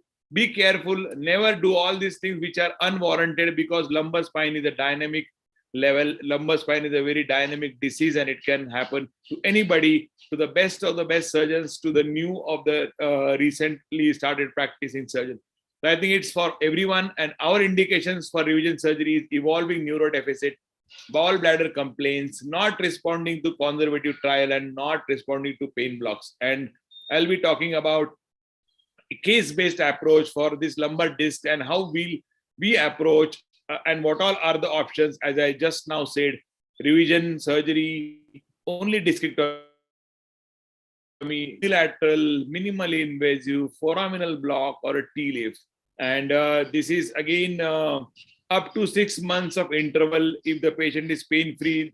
This literature is spoken about, it's a revision. Some literature is talking about up to 3 months if the disc is coming back. A lot of time patient comes back in a month's time, and the recurrence is there. These are the risk factors: around 40 to 60 years, higher recurrence rates, smoking, high BMI, diabetes, type of prolapse, whether it was protrusion associated with recurrence, increased frequency, high demanding population, working lifestyle, higher BMI, heavy work, traumatic event.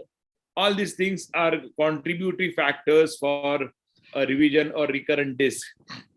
And common term which was always used as failed back, I think it's not a failed back, it's a recurrent, it's a failed attempt by surgeon. No, it's the anatomy, it's the morphology of the disc which is causing this. Therefore, we can call this as, it's like a cycle which was punctured and it got punctured again in some time. So it's not someone else's fault. I think we need to analyze, and root cause analysis is very, very important in these type of scenarios.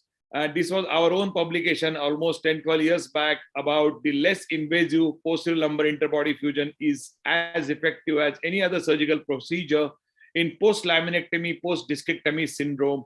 And this was published in JBJS. And this is what we spoke about. You can do less invasive unilateral or bilateral fasciectomy approach and enter the disc anteriorly and fuse it in those symptomatic discs, which showed a very long-term good outcome. I will start with the case scenarios.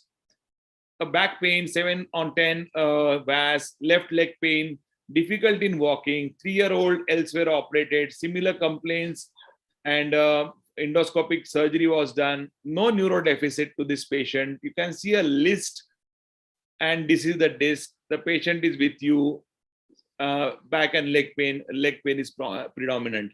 I would like to ask with Dhiraj, how will you approach this? Will you consider rest, pain block, surgery?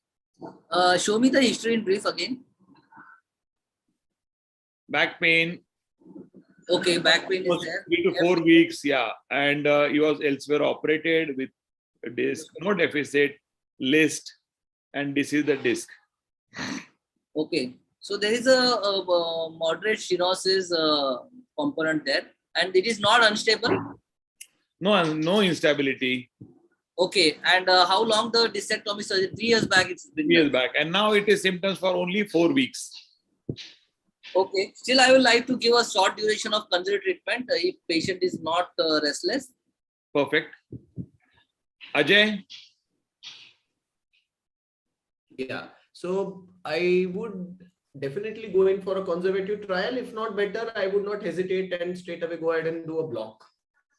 Sandeep? So I think the same thing. I would Perfect. not rush in for a surgery. I would wait in this case. I would Just like to ask because it's- Chandrashekhar whether he'll consider traction and belt.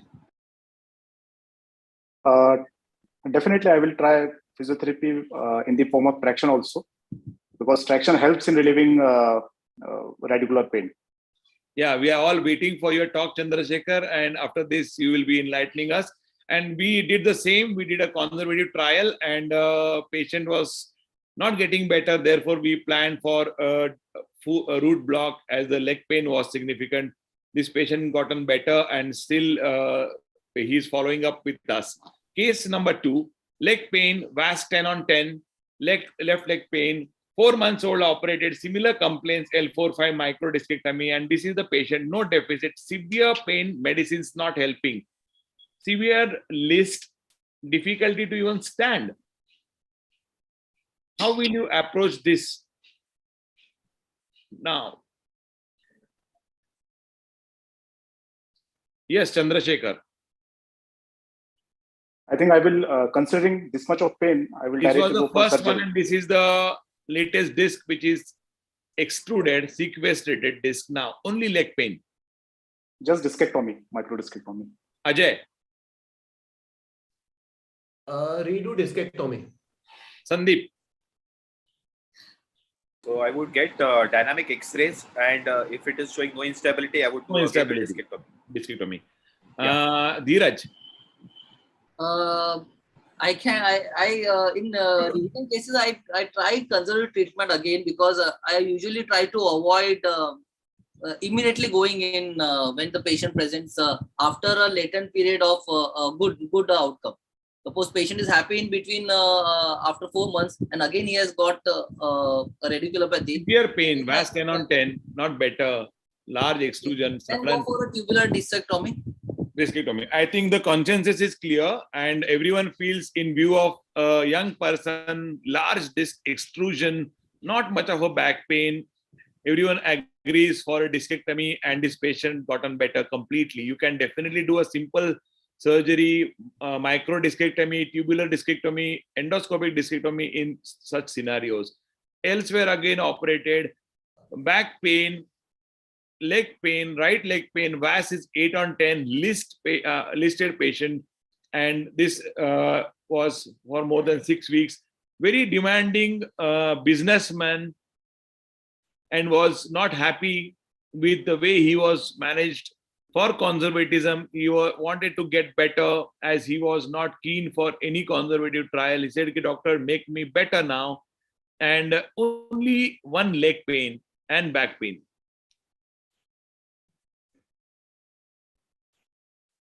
This is his EHL. This is the X-ray.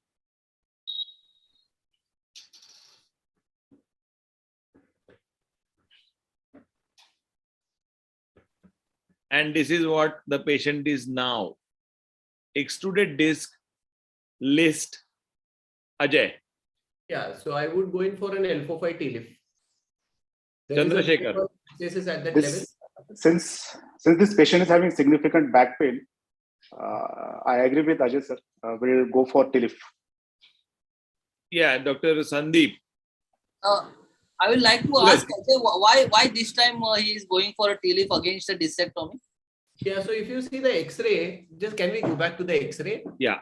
So see the middle picture. So there is this angular instability, and if you see the opening of the disc behind, I hope you can see here. Yeah. So I think we are going in for the second time, and if we still do a surgery and take out the fragment, keeping the root cause there is a bigger probability that this disc would come back again, and 6 months later he would go to some third surgeon. So I think we have to give him a definitive solution this time. And in view of his significant back pain, dehydrated disc, sequestration, second time surgery, I would definitely opt in for a... I think answer is clear. Everyone feels fusion. So for general orthopedic surgeons, just don't look always for the translation part. Also look for the angular part. Correct. Perfect. Dhiraj rightly said. And we did unilateral, minimally invasive TLIF. and this is what the big fragment of the extrusion came out, and the patient was completely fine. This is nearly almost a very long follow-up now. Interesting case 4, 63-year-old female, very with kids in America, very common picture nowadays. Children are studying somewhere, they have to go for pregnancy, delivery, looking after their kids.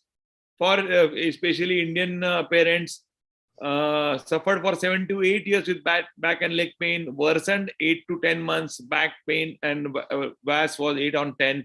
Conservatism did not help now. Severe list, difficulty to stand and walk. This is the X-ray, L4-5. Jog of movement at 4-5, facetal wear, reduction in foramen, and this is the disc. I think the answer is clear. Most of us will accept for a L4-5 fusion, right? Yeah. So we did a standard fusion at L4-5. Again, very happy. Went very happily, came for a first follow-up, and then she wanted to meet her children in USA. Went to US, completely happy. This is the follow-up picture, and where she started doing this paragliding because she was completely pain-free.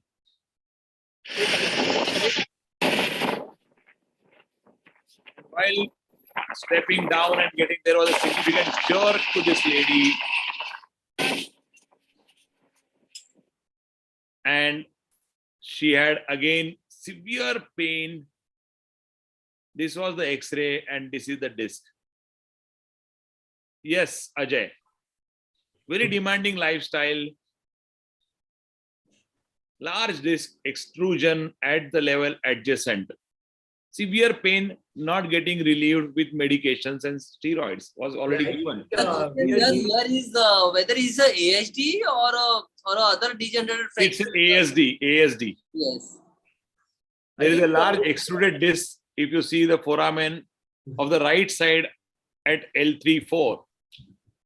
So I think this definitely needs some intervention. Now the dilemma here is whether to just go ahead, do a minimally invasive discectomy, take out that fragment, versus keeping some instability, because she has had a very significant thrust to her spine. So I would definitely want to see her X-rays also, and study the CT scan if at all it's available in greatest of the detail.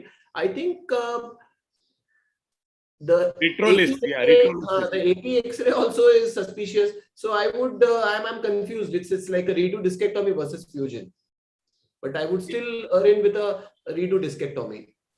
Yes, and I think the virgin level, so you can't exactly call it a redo discectomy. It's a virgin zone, so we can just go ahead and do a conventional discectomy. I don't think this is an ASD, because ASD doesn't happen acutely. It has to be a gradual process. This is just one of those episodes where she had an impact and she had a disc collapse. Just treat it like a normal disc. Has played some role here. Yeah, it might have, but that doesn't. Adjacent segment disc. Adjacent segment disc is also ASD. Yeah, that's fine. But what I'm saying is that there's no element of instability over here. This is a proper disc collapse. Just do a standard discectomy and don't allow her to go back to paragliding, whatever she was doing. She wanted to go. She said, I worked for 60 years. I want to enjoy my life. I want to explore the world. Yeah, Shailesh, you can have a look at the upper disc also. Yes. Correct. That can come out with the next episode of paragliding. Yeah. Yeah. So I think said and done. Completely agree with all the faculty. We did the adjacent segment fusion at 3-4, and now we have a reasonably good follow-up of around 2 years, and she's managing well. And the last case scenario, I will not go into the literature. Severe back pain, 8 on 10, inability to sit, bedridden for almost a month or more, not better, operated twice in the past, comes back for an opinion, and then comes back for admission as he was terribly in bad shape. L4-5 disc, which was operated, and then again 4 months back he had a 3-4 and 4-5 decompression this year. And this is the picture, and now this is the scenario which we all see very routinely. Patient comes back, and at 4 months there is raised ESR, raised CRP, and raised total counts, no urinary complaints, no other chest complaints, no COVID. And this is the current picture. 2 discectomies, significant pain. Patient is telling, give me some tablet so that I will sleep well. I am not been able to even think, I'm going mad. Terrible pain. 10 on 10. Yes. Can understand. Looks like a discitis. Yes. Yes, Dhiraj. Yeah, it's a discitis and there is some destruction of bone. If you would have not shown me the CT scan, I would have still gone for a conservative trial, because I think conservative trial has a good role. No, antibiotics were given for 3 months. He was not settling at all. Okay. If antibiotics, a good trial has been given and They did a biopsy which was inconclusive. Antibiotics were given. okay, then we can definitely go for a fusion surgery there. Okay, perfect. Sandeep. One precaution during the surgery, the ALL might not be. We don't consider this as a normal T-lift. The ALL might be fragile. So in that case, we have to curate out slightly with a softer hand. Correct. I agree. I will not take much time. We did a decompression and fusion biopsy was no growth. And we had no option but to consider decom stab. And this is what was done. Patient was completely pain relieved in terms of instability. We had to take that 3-4 for that retro. And that was the only reason. And it came out to be a candida, and patient was kept on anti-candida medications by the infectious disease specialist. And again, these are the challenging cases we do see in lumbar spine. A simple discectomy can go to any bacterial or fungal infection and a disc. We are just giving medicines because sometimes we have to keep a third eye or a sixth sense to get a biopsy of such material. Sometimes the endoscopic or minimally invasive lavage also can be done. If the biopsy is not coming conclusive and there is instability, we need to stabilize that the patient can have persistent symptoms for a longer time, and we can't just keep waiting for months and months for just conservatism. Somewhere we need to think positively, rationally to treat this kind of cases. Thank you very much for patient hearing. As the time, we would like to proceed with the next session. Any questions quickly? I was surprised with the last organism. Putting a fungus in surgery is very rare. Yeah. Good. We have had experience of mucormycosis. We have aspergillus. We have so many, around 12 microorganisms in lumbar spine. Yeah. So I would like to go ahead with what, tuberculosis? Yeah, initially we thought of tuberculosis only. No, iatrogenic tuberculosis also is one of the rare cause of. Moss. Yeah. Mott spine. Mycobacterium other than tuberculosis. The mott. Yeah. Yes, Chandrashekhar, please proceed with your topic, which we all are waiting for long. Yeah. So good afternoon all. Sorry, I really apologize for the delay presentation.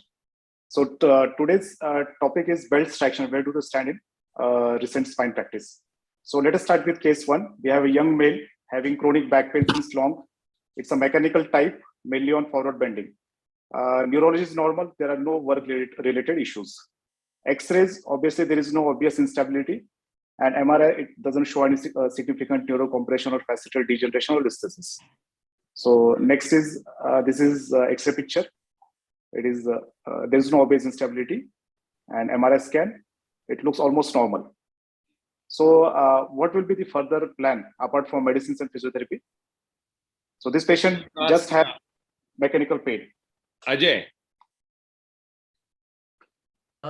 In this particular scenario, I think there are so many more educated and qualified people available, which starts, I think, from A to Z. Let's not go into that. I would definitely give a bed rest once the pain subsides, to start good core stability exercises, ergonomics, lifestyle modification, and vitamin supplementation. Would like to ask Saoji, sir. Yes. How will you deal with it, sir? A conservative line of treatment at present. So belt or traction? All sorts of things we have to do. With belt, traction, diathermy. Let's see what Dr. Chandak sir says. No, I think this patient respond to the powerful dose of counseling. So you sit down with them, have a counseling session along with the family members, tell them that there is no actual major reason for it and this would go well. Give them the basics of spine care, give them a booklet, make them happy with your counseling session. And usually they would respond to, unless you have some other organic lesion which is to be found out in follow-up. At times we get surprises. So first look may be normal.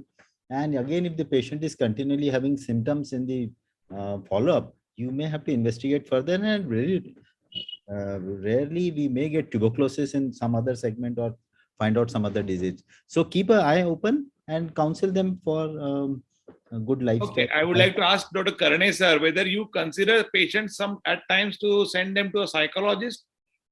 Well, my whole talk is on this such particular cases. The psychology is the only last resort when you really are sure that this is a psychosomatic origin.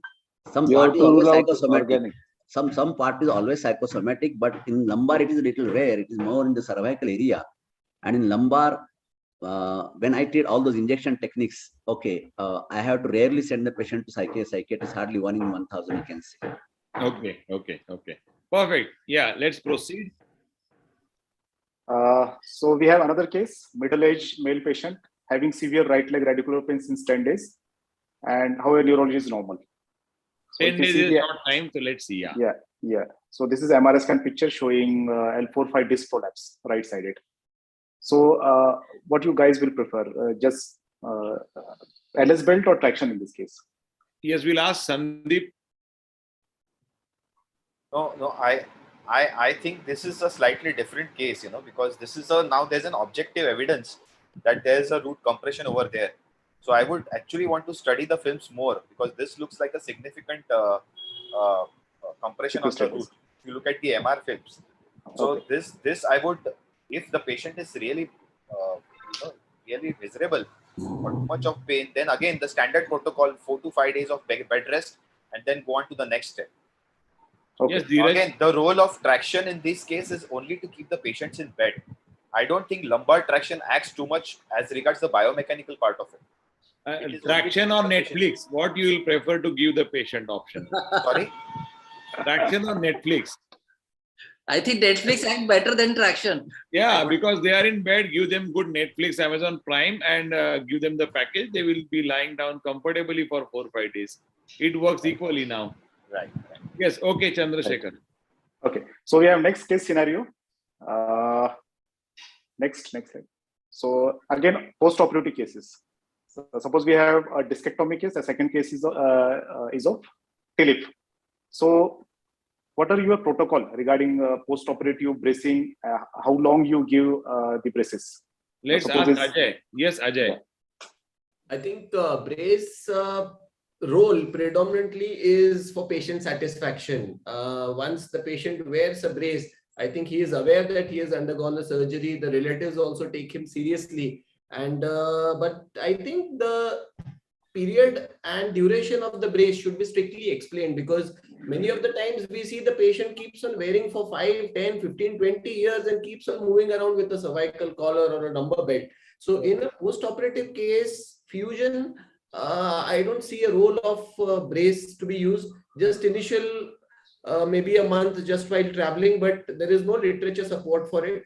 Discectomy also, I think it's a very, what I would say, a question in a dilemmatic situation wherein the role of brace, but yes, we do use it. I think talking on a webinar and in your practical practice, yes, till 3 months of the surgery, we do use a brace.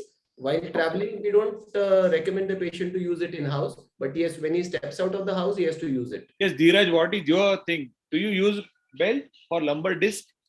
So I usually don't use lumbar braces, especially young patient. I avoid. I use sometimes when patient feels better after applying this belt. So I don't tell them no, complete no. So for only for short duration, maybe 2 to 3 weeks. Beyond then, absolutely no for braces. Sandeep?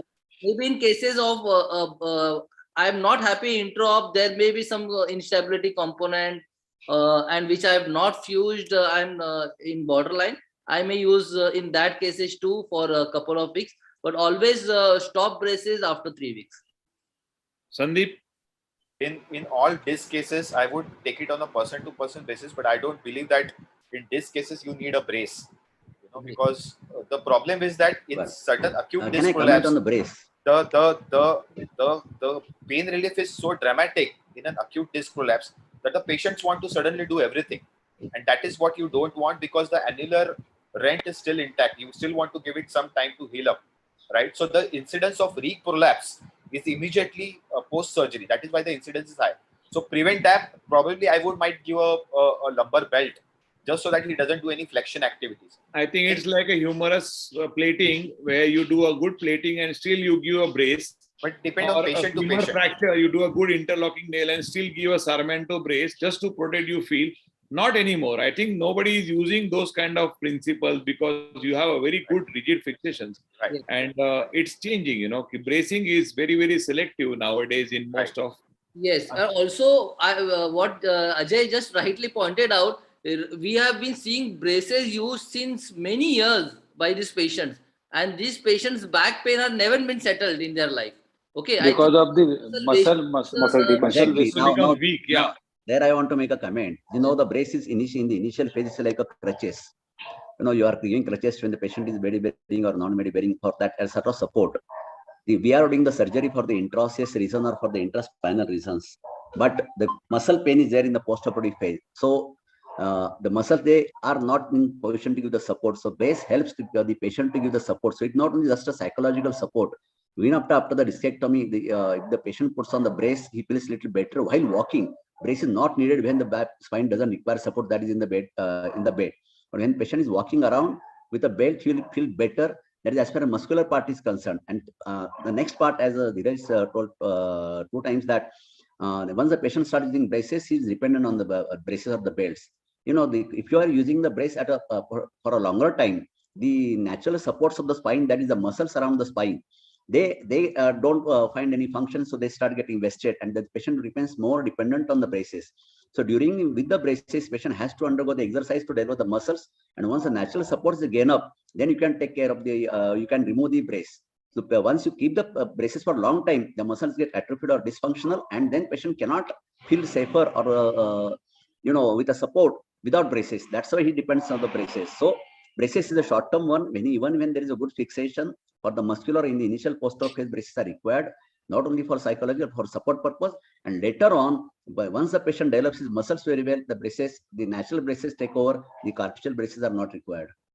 Point well taken, Karne sir, as it's an additional support. That's what sir believes. The muscles need some kind of immobility for shorter period after surgery or when they are in acute sprain, and it probably helps. Yeah, yes, over to you, Dr. Gaike. So let us go through some literature and logic behind using braces. So after spine surgery, the logic is we feel it may immobilize the spine and increase orthodosis rates. It may relieve post-operative pain, and it provides the patient with a sense of security after a variety of spine interventions. Now, if you see this study, which was published in Spinal way back in 2009, so it was a questionnaire study where most of the respondents, they responded that they braced their patient post-operatively. However, there was an obvious lack of consensus regarding the most operative type of brace, duration, and indications for immobilization. Now, the similar questionnaire study was conducted in 2021. Now, the most surgeon respondents, they do not prescribe orthosis after various elective lumbar spine surgeries. And if you see, the overall frequency was lower than a similar study which was conducted in 2009. So the trend is changing now. Next slide. If you see this article which was published in European Spine Journal, now it do suggest that post-operative bracing in patients with lumbar degenerative disease, they does not result in improved disability, pain, quality of life compared to no bracing patients. So the trend is changed now. Now the surgeons are more trained to avoid braces in post-operative patients. If you see the non-surgical cases, now this is the randomized control trial which was published in 2009, which suggests the lumbar belt wearing in subacute low back pain. It do help to improve significantly the functional status, the pain level, and the pharmacological consumption. However, if we see the other studies, now this was Cochrane-based systematic review, where 7 preventive studies and 8 treatment studies were included, and they concluded that it remains unclear whether lumbar support are more effective than no or other interventions for treating low back pain. So this we are discussing about non-surgical candidate, just pure low back pain. Now, if you see the role of traction, now this was again a Cochrane-based systematic review, where 25 RCTs were reviewed. 5 trials were considered high quality. Now they concluded, so next slide. They concluded that for patients with mixed symptoms pattern without sciatica, there is strong evidence of no statistically significant difference in outcomes between traction as a single treatment and placebo effect. So now this study feel that traction doesn't help. Next slide. However, if you see this randomized trial, is there a subgroup of patients with low back pain likely to benefit from mechanical traction? So in this study, they concluded that the patients having characteristics of, suppose if they are having leg symptoms or signs of nerve root compression, they are likely to benefit from traction. However, pure back pain patient, they show initial improvement. However, after 6 weeks, there was no difference between traction and non-traction group. Now, this is another paper which again support the previous paper, that patients with lumbar nerve root compression, they expect significant changes in disability and pain over a 6-week treatment period with traction. So if you see, if we go through the literature, there are a lot of confusion when to use brace and traction. So to conclude, in back pain, the literature varies. However, in radicular pain, traction helps in relieving the radicular pain. And if you see the post-operative lumbar cases, now surgeons are more tend to avoid braces in post-operative periods. So thank you so much. Thank you, Chandrashekhar, for a brief view about what we should really do. It's always confusing, and everyone has a school of thought. Everyone has a training where you are learned and you're seen, and you believe how you treat your patient and your success rates in this particular challenging scenario of belt, brace, and traction. I would like to ask Gadegone sir. Yes, sir. Yes, sir. What is your experience for so many years of orthopedic practice? Actually, it may or may not work scientifically, but it gives a placebo effect, and we have to kill the time of the patient. Correct. So that these are all analgesic, lumbar belt, physiotherapy, whether randomized trial, if you take, whether they work or don't work. Sometimes over the period of time in the natural history of the disease, everything settles down. And then we have to fill up that gap. And that gap is filled up by your physiotherapy, yogasanas, exercises, and lumbar pain. And majority, they settle down. I think message is clear. Dr. Chandak wants to say something. Yes. This is what is known in medical practice as contradictory assertions. So in our own patients, if we given 10 patients, our assertions and assumptions and advices to them would be different, contradictory, because they would not have very scientific values. It is symptomatic patient management as the patient presents, what is known as a syndromic management of patient. I think that is, many times we contradict ourselves in our patients. Yeah. If it is your relative with acute disc, will you give a traction, Dr. Chandak? No, not at all. So I would explain him, I would take time why traction is not given, and I would remember those cases where traction deteriorated patient. Yeah. Okay. Yeah, Dr. Saoji wants to say something. Yes. Traction helps in 2 ways. One is a relief of the spasm, and compulsory patient takes the bed rest. That is the only 2 things which can traction give. And then again, and for general practice, it becomes a source of income. Suppose if you don't admit the patient, and then what you are going to earn by only consultation. कुछ भी नहीं किया. कुछ भी नहीं किया तुम्हारे कुछ ट्रीटमेंट नहीं दिया इसलिए ट्रैक्शन जरूरी होता है. It's a low backache in acute episode. Admission is a revenue generation process of a average orthopedic surgeon like me. No, I think message is very, very clear and loud. Gadegone sir, I think it's not only the financial one, it's not only the psychological one, sir. It's not only does help. Traction does help in the acute condition. It does help, yeah. And as you said, relatives, I myself had gone through all the spine, rather I was posted also for the spine surgery. That's why I myself had thought on all these things. Traction does have the role, but it is not the only way of doing it. You know, what are the cases they have done, that traction alone, no modality for that matter, alone helps for to get rid of all such spine patients. It's all the adjoint to each other, so it has to be combination of all these things. It's in acute condition, when patient is agony and the muscle spasm, as Dr. Kiran Saoji said, it does help a lot. Rather, in 2-3 hours of traction, I could drive my car when I could not walk properly 5 feet distance. Okay, but that traction is not a simple traction. It has to be, that is in my own talk, that it has to be an intermediate on something, but traction is not only the placebo effect, and traction is the first line of management in all the patients who do not have the neurodeficit.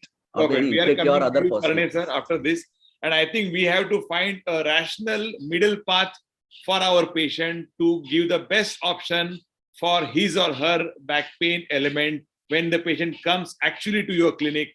Talking and discussions are different, literature is different, and practically analyzing clinical examination, understanding the radiology, reading the proper X-rays and MRI will give a maximum answer to the patients. Also, at times, deficiencies can lead to fatigue pain like vitamin D or B12.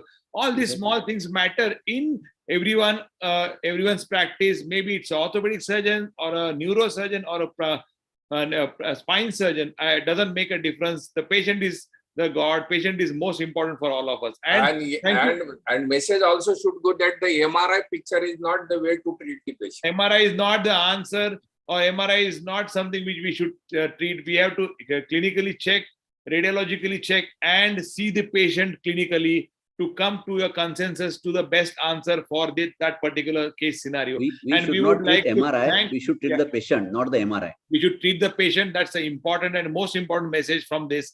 And I would like to thank Chandrashekhar for a beautiful presentation, and would like to go on the last important presentation of non-surgical treatment. We discussed about all pros and cons about stability, instability, and stenosis, and revision and recurrence, along with the lumbar, multi-level, and single-level disc. Let's see what Dr. Karne has to talk about conservatism in degenerative spine. Over to you, Karne sir. Yes. Don't be extremist.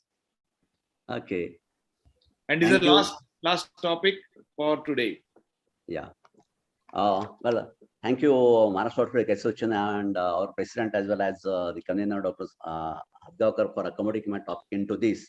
After all this academic deliberation, I think this is a little bit out of the box topic, and which will be very much useful for the general orthopedic surgeons in their OPD, right? And how to treat to the patient. So I'm just having some comments, a little bit different kind of talk. With the 40 years of the experience in the orthopedics, we have seen that there is rapid change in the orthopedic management. There is explosion in the diagnostic modalities and the treatment strategies. We have got all having the latest at the state-of-art technologies in the hospital, and there is a cloudburst of the academic semis which is going on there. But all these things are mainly in the surgical management. Okay. And this applies not only to the spine, but same thing happening with the knee as well as shoulder and other parts of the body. So what I observed that why everybody is running behind the surgery, because it is not taught in the curriculum how to treat the patient without surgery, that there are no seminars or seminar on it. Rather, for the first time, I have seen the 3 talks on the non-operative management. Second part is in the post-graduate life, there is inadequate training of the conservative management. Rather, there is no training of the conservative management. Management is, if at all conservative management is there, it is restricted only to give analgesics, muscle relaxation, neurotropic, as I said, physiotherapy, tractions, and local application, and then refer to the physiotherapist. Incidentally, we leave most of the part of conservative management to the physiotherapists, who are by and large just the technicians and not the clinicians. So, do we really want to search seriously for effective non-operative or the cheaper option for the patient? Because everybody, I have seen that everybody wants to be decorated by surgeons, spine surgeons, and not many are keen on promoting or learning what are the non-operative options. Rather, when somebody is doing this, they are mocked as orthopedic physicians. So the failure to get relief by conservative means is the biggest or the largest indication for the surgical intervention. But are we doing adequate efforts to search for effective conservative management? Are we keen on finding more and more surgical or other side, are we keen on finding more and more surgical indication or indications for the surgery? As I just said, that MRI is used for finding legal excuse to advise and defend your surgical option. In the corporate hospital or the education institutes, they are not interested to use non-surgical option because for different reasons. In corporate, it is mainly for the financial reason. Education is mainly for the getting the cutting work. So budding orthopedic surgeons, they are more keen on learning and honing surgical option than seeing the patient in the OPD or for going non-surgical one. And the last part is the market forces in surgical field. They are aggressively campaigning for all the instrumentations, implants, endoscopic intervention, or even the vertebral kyphoplasty sort of things. So what we find in the practical life, even after surgery, the patient is dissatisfied because his expectations from surgery are not fulfilled. And there are very few patients who really express their unhappiness openly. This is one of the block in the Times of India, who is this column writer, Swaminathan, who is very famous one. He has written this blog for surgical strike of Modi, but then he had a first 2 paragraphs on which surgical strike better for surgeon than the patient. What he said, to combat his own severe spinal arthritis, I underwent major surgery in my back last year. The surgeon reconstructed 3 vertebrae using titanium rods. Alas, 1.5 years later, the pain is almost as bad as before. On every post-op visit, he takes an X-ray of my back. He looks admiringly at his handiwork, almost as though he's in love with it. It looks really good, he says.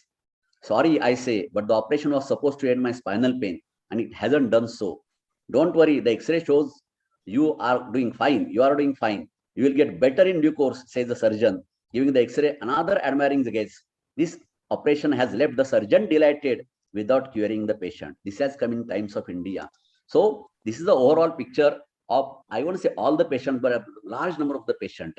So we'll now go back to, we are talking only of the degeneration now, not all other conditions. See, one has to understand basically what is the degeneration. It is not a disease. It's an aging process. It's a natural process. It's like a wrinkling of the skin, eyesight, hair fall, reduced muscle strength, reduced sexual functions. It is inevitable. It increases by age. I wonder when somebody says what is in this incidence of the degenerative conditions. There is nothing an incidence. Everybody is going to go through that. It is a universal one, and it can't be stopped by anybody. No one can stop any aging process. But yes, we can control and we can delay that aging process, because this process is continuous, and that's why there is no permanent relief like a protruded disc or the tumors or the infections in the spine. Because even if the patient gets pain, as the process goes on, they are going to increase more and more later on. So these are the gradually increasing. The only thing is this: these are very, very gradually increasing. In some, it may get rapidly increasing. In some, the speed may differ. And this is seen, as I said, not only in the spine, but on other conditions also. So simple pathology of the aging, what you go into deep is either the weakening, wearing, or the hypertrophy. When the discs, they wear out, there is a loss of flexibility and then loss of shock absorption capacity. And in the muscles, there is a weakening of the muscles. This is sarcopenia. Rather, what I experienced from my own experiences, my own physical experiences, that the sarcopenia is the first condition which leads to later on either the arthritis or the spine conditions. And another part is the reduced proprioception, which causes the little bit instability and the imbalance while walking. This is another part which is very important in the aging persons is the stiffness. Rather, this stiffness is a very important, which least attention is paid to this particular part. And there is this stiffness causes different problem with the balance mechanism, and all these patients, they are prone to injury with little bit stimulus. So what happens in the aging, there is a disparity between the load which is put on the spine and the capacity or the condition of the spine to bear that particular load. So with the aging, there is abnormal load on the disc as well as the bony structures and the ligamentous structures. In the ligamentous structures, sometimes it responds with a hypertrophy, and that's why there is a ligamentum femur hypertrophy, because of abnormal loading on the spine. And for the facet, it responds by putting this osteophytes or the spurs are there at the attachments of the ligaments in the spine. But in the aging process, rarely there is instability unless there is some gross problem like a severe listhesis. But generally, these are all the rigid spines, and there is a much less chance of the instability primarily in such patients unless it is intervened. So as I said, it is a process which goes on for years together. And when there is a loading, then it results in the pain. These structures which are not capable of handling that load, they shout, they cry, and that is called as a pain. That is a backache. So backache is caused by many reasons. It is not only the surgery which can take care of all these things. And this particular backache, the perception becomes more with psychosomatic stresses and anxiety. As I mentioned just now, that it's more with the cervical and especially the trapezial pain, the psychosomatic component is far more. Then the hypertrophy which occurs in the ligament frame and other things, they go on compressing later on the neural structures, and then the neural symptoms are resulted. So that is which causes radiculopathy, which in the initial phases can be just a pain, then it can go to tingling and the numbness, and lastly it is the loss of power. So neural components and as well as the backache component, these two are distinct varieties and it should be dealt totally differently. If all these things are recognized earlier and dealt with correctly, we can increase the life as well as efficiency of the natural spine. By the natural means, it has to be tried before going for surgical intervention. Now, this degeneration goes on progressing. As I said, there are different factors which are affecting it. One factor which we always overlook or is still not recognized by our science is the constitution of the patient. That is called the prakruti, because there is constitution mentioned in every other pathy, including the homeopathy and other pathies. But our science thinks or imagines that every person is the same person. But what prakruti patients are the one where the musculoskeletal pain, it changes with the weather, that increases with the changes in the weather. And sometimes we call this as because it causes inflammation, and we call that as inflammatory, not infective. Inflammatory spine or the joint disease, inflammatory spondyloarthropathy. Another part which is seen for the Vat Prakriti patient, that as compared to other aging people, these people get early stiffness. Right from the age of the 45-50, they start getting the stiffness as well as the muscle soreness, especially more in the morning. I will go to that later on. Initially, this particular stiffness is a flexible one, which can be immediately tackled with the exercise and hitting. But later on, it becomes, over a period of time, it becomes rigid stiffness, and then that leads to further things. Now, what is required there, if there is no proper maintenance, this particular progression is rapid. If there is no proper back care, posture, or over stresses in the standing or the bending condition, the degeneration progresses more. Obviously, all of us know that weight itself is the one which causes more rapid degeneration. And again, the perception of the pain is more with the same degeneration in certain patients. See what an elderly patient expects from us. Elderly patient thinks that he's not immortal. He's not going to live forever in life. But as long as he's on the earth, he doesn't want to be in the pain, doesn't want to be dependent on somebody else for movement. He wants himself to be mobile, and he doesn't want to get disabled or paralyzed, and doesn't want neurodeficit. So what we can do, we can keep the natural tissues healthier for a longer time, not forever, to give the happy, healthy, and peaceful life to the patient. So aims of the management for in such patients, initially, obviously, the relief of the pain for which the patient comes to you, relief of the neurodeficit, and after that, prevention of the progression of this particular degenerative condition and prevention of the recurrence of his symptoms. This is the basic aim. So for that, very, very important is the proper evaluation of the patient to have correct reason for his symptoms or correct diagnosis for his symptoms, and to find out the real culprit. Well, what is the real culprit? Whether disc is a real culprit, or the instability is a real culprit, or something else is a real culprit. The main reasons which I found that is a lack of proper back conditioning. This is a big word. Actually, this vertical talk is for about 30 to 40 minutes, but I will go very fast. So one is lack of proper back conditioning. Second, the bad posture in everything, either in sleeping or working in sitting position, standing, walking, lifting, carrying. The third is the exercises. Now we don't have any teaching or learning in exercises, which is a very important part or integral part of the orthopedic management. But unfortunately, this job is given to the physiotherapist, and again the same thing happens. So either the exercises are inadequate, or if they're adequate, they are incorrect, or then if they're correct, there is no regularity in this, and the patient gets these problems. And again, psychosomatic stresses are there. But in our practice, when we can't find any reason in particular patient, and patient wants to know why his patient is having such a backache for a long time, then we find some culprit or barisa bakra, what we call it as. The first is a delivery. And whether you have undergone delivery recently, or in very important seizure, where you undergone seizure. There is a seizure, a patient has undergone seizure, then we say the cesarean has caused you the pain, and that will remain there forever. So that patient cannot reverse it back, and so the patient doesn't blame the doctor for not relief or not continuous relief in the backache. Now, if that is not there, then they ask whether you have got any spinal anesthesia, especially in male patient. Mankyat tumhi injection घेतले आता तुमची कंबर कायमची दुखणार. Now, even if that is not there, then they ask whether there is in the fall in the past. Hey, I had fallen from the tree when I was 7 years old, and now we have got a backache, and that will remain forever the backache. The another part is the two-wheeler driving, especially for the neck pain and even for the low back also. That excessive two-wheeler driving, most of the doctors, they tell them not to wear the not to drive the two-wheeler, or even the one of the reason for not wearing helmet is they got a neck pain or the heavy bags. But these are not the only reasons. There has to be something more than that. Then another part is the bad roads. There are other articles on backache because of bad roads. And lastly, if we don't find any other reason, we tell the patient, तुमचं वजन तेवढं कमी करा की आपोआप backache दूर होईल तुमची. त्यांचं वजन कधी आयुष्यात कमी होत नाही आणि त्यांची बॅकएक सुद्धा त्याच्यामुळे दूर कधी होत नाही. पण पेशंट डॉक्टरांना त्यासाठी दोषी धरत नाही. So we have to go to the root of the problem. Now, as far as management is concerned, medicines have got definitely have got a role of the pain relief, but we ourselves don't learn the pharmacology. We don't go into depth and the details of medicine used in backache. Most of our knowledge is limited to refreshing, updating, and luring and brainwashing by medical or pharma representative. How many doctors are going into the pharma books and really reading what is the real useful analgesic or NSAID for the backache? Mainly, it is anti-inflammatory are mainly needed, because most of the surgeons, they give the tramadol, and tramadol has got no value in the backache relief, because it is just analgesic, but the main reason is local inflammation which occurs there at that site, and the tramadol is not at all anti-inflammatory. Muscle relaxant do help when there is a muscle spasm. The thiocolchicosids are which are commonly used, but they are sulfur drugs. So if the patient is allergic to sulfur, you can go for chlorhexazone or the tizanidine. Then we add the neurotropics for the if there is radiculopathy. Pregabalin does help, or the gabapentin helps to take up this additional psychological component. And the dearest management for the patient, which they like, is local application. And most of the advertisement which are going on in the TVs are because of this local application, which go on changing every 6 months. But they are give immediate pain relief, but this is for a very short duration and a temporary pain relief. So I won't go into the details of all these NSAIDs. The physiotherapy, as we just discussed, that the traction doesn't help. That there are certain fallacies in this particular study. As I told, the fact physiotherapy helps in the spasm and acute severe pain.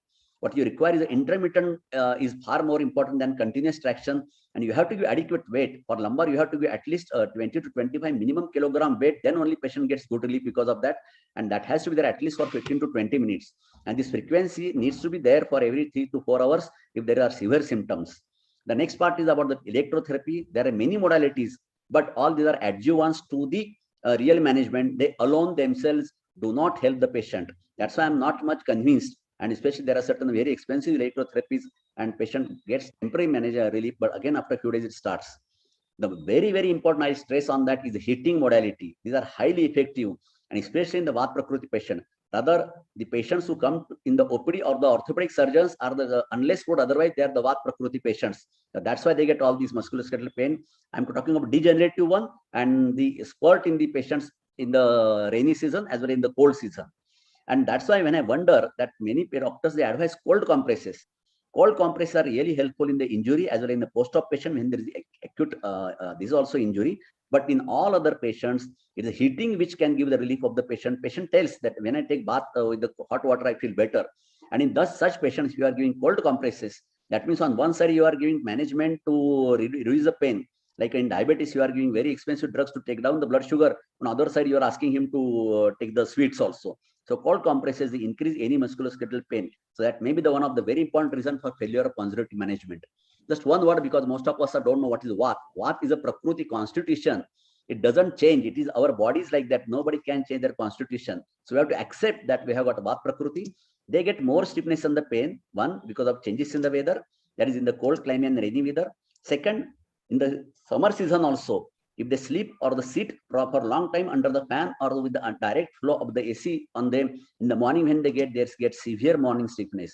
So these are the patients who require really ventilation, and we keep the rooms closed, we keep the windows closed, and they feel that they want the fan. They put on the fan, and next day morning they get severe stiffness. And even I myself, when was doing this, I could not walk for 10 feet distance as soon as I get up from the bed. So that is Vat Prakriti. Another part is the cold floor. If they walk barefooted, in the past there were no tiles. There were those cow dung floors. But now all these modern floors are really cold one, and they walk on that within 15 to 20 minutes, they start getting the musculoskeletal pain. And as I said, they feel better by heating. So this is a very important component in the conservative management of the patients. That is the heating modality. Now, this I won't go in detail of this, how to heating to be done. All this back care, that what are the postures and how one should take all the precautions. Everybody knows it. I won't go into detail. There are many posters or the stickers for that. How one should sit for a long time in sitting. I won't go into that. The important thing is the back exercise along from this back care, what I just told. These exercises are helpful. They are useful primarily as a treatment in stiffness and the soreness. But in other patients, they have to be started only after relief of the pain. You can't start exercise when patient is in severe pain. because what the exercise they do, they develop the muscles. The muscles around the back and the abdomen are real stabilizers or the natural stabilizers of the back. So they have to be flexible muscles as well as the joints. Facetal joints have to be a little bit supple. So stiff joints and the muscles can cause backache. And then once there is a stiffness and they do certain even slightest movement, they can get injury. So they predispose to the injury. Of course, these exercises are different for the normal persons and different for the patients. We have to have a detailed study of the exercise. I can talk for almost 8 hours on exercises alone, but unfortunately, it is not part of our curriculum. So most of the orthopedic surgeons, they don't know about it. Now, as I said, I have got my own program of exercises. The basic idea is that there should be full range of the normal and the physiological movements. Nothing else is required. The another concept is there is graduated increase in the exercises. It is not that all exercises on day 1 are the same as when they are at the day 30 or day 60. That have to be graduated increase, how the way the patient improves. The printed or the stickers or the wrong exercises can cause serious harm. One should know what exercise to be done at what point of the time. The walking, running, aerobic, and the games for exercises or the weight training they cause a strain over the back. They are not exercises for the back. The real exercises of the back are the non-loading exercises like a swimming or the range of movement exercises. One has to avoid a no sudden movement. There should be no vigorous movement or the jerk should be there. My exercises are based on the principles in yoga. I will show the results later on. That those are not the stretching exercises. Those are relaxing exercises. Your body should get relaxed during the exercise, and your body cannot get relaxed unless your mind is relaxed. So there has to be combination of the mind and body relaxation in a exercise or even the asanas also. But thus, it is not just a stretching exercise. Again, as I said, I have got a big lecture on that. We'll talk later on. There's another part, the only extension exercises. Actually, it's a myth. This was kept by keeping the disc in the mind, and with the flexion of the spine, the disc comes out and we should avoid flexion exercise. It is not so, it's a myth. So these exercises, they depend, the frequency depends upon the prakriti of the patient, the age of the patient, and severity of his problems. And if the patient takes hitting before exercises, he can do the exercise in a still better way than what he does without hitting. As there is a lot of confusion about the yoga also. It is really important part in the back fitness. Rather, I am totally normal just because of the proper yoga exercise in the yoga. When, as I said, I was posted for surgery after doing all conservative management. They can prevent backache in most of the patients. Here again, as I said, mind relaxation is the key. When not to be done, these have to be done every day, and this is done forever, because these are the ones which are the food for our spine and all our joints. But there has to be correct method, not Ramdev Baba's all yoga, but correct sequence of the exercises. Because initially that's the basic one, and gradually as your muscles get relaxed one, you can go for the advanced one. Again, they are different for every person. There is no one protocol. There is no tailor-made program for everybody. It is tailor-made for individuals. So again, as I said, it's different stages. And if it is abused, person get injured. There are many patients who come to my OPD. When I tell them go for yoga, they say, no, doctor, don't tell me yoga. We had gone for yoga classes and we are already injured. So the injury while doing the yoga is not the problem of the yoga science, but is the issue of the wrong execution of the principles in yoga. Now, about next part is about the injections. Corticosteroid injections. Actually, they are indicated when there is a need to reduce the inflammation, and they help to reduce the pain, and then patient is prepared for exercises. I'm again talking about the degenerative one, not about those who are having neurodeficit or the big disc or the infection or tumor. This is only for degenerative conditions, because this is helpful in the persons who are having secondary inflammation, either due to degeneration or the late trauma. But they have to be combined with the appropriate multimodal therapy. No modality alone, even the injection alone, they are not helpful to give permanent relief to the patient. But they will definitely reduce the dose of the systemic drugs of the NSAIDs as well as those who are having the spondyloarthropathy for the DMRDs. They do improve the quality of life with pain reduction and the better function. And local injections don't have the systemic effects like oral steroids. Now, back injections for the back. There are different injections, articular injections, local injections. But we'll talk only on the back injections. This is in our science, it mentioned the fibromyalgic spots, but they have mentioned many spots at the cervical area as well as the lumbar area. But what I feel that there are only 2 points which are important. This is the one point which is at the superomedial angle of the scapula. That is the one point which really causes pain, reason for all around the pectoral girdle. And this posterior suprailiac spine is the point. There is one dimple depression there. There is a fibrocytic nodule. This particular nodule is the one which is the main cause of the most of the lumbar spine. These are the 2 my favorite spots for giving injections. So that, and even the chronic radiating pain, which are not directly related to the compression, right? The brachial neuralgia or the sciatica, they are also they get relief because of this. Sacroiliitis, coccygodynia, of course, the local injection for coccygodynia. I do give epidural injections with the spinal pain without neurodeficit. If there is very small or if there is small prolapse interval disc and most of the mild to moderate spinal canal stenosis, I always go for epidural. And even after giving epidural, if their pain continues, if their neurodeficit continues or there is progression of neurodeficit, then only I go for surgery. Then there are mentioned foraminal blocks, root blocks, fascial blocks, which most of the spinal surgeons are doing, but I am not doing that in any of my patients because most of the patients, they do well with either the epidural injections or or with the fibromyalgia injection. Another, I have got patients from other hospitals where they have taken all root blocks, foraminal blocks, fascial block, and still they are symptomatic. This just one word about this fibromyalgia point. These are the trigger points. As I told you specifically that these two are the points. Yeah, they may not be the site of actual pathology, but they are the trigger points. In lumbar, these are the posterior superior spine, and this particular point is a painful point in all pathologies of the spine. And the cervical area, it's supramendal like the scapula. And I mentioned that in cervical, sometimes it is a 70% reason is psychosomatic stress, but you give injection in these two particular points. If they are painful and start with all other modalities, and patient has got a relief for a long period of time.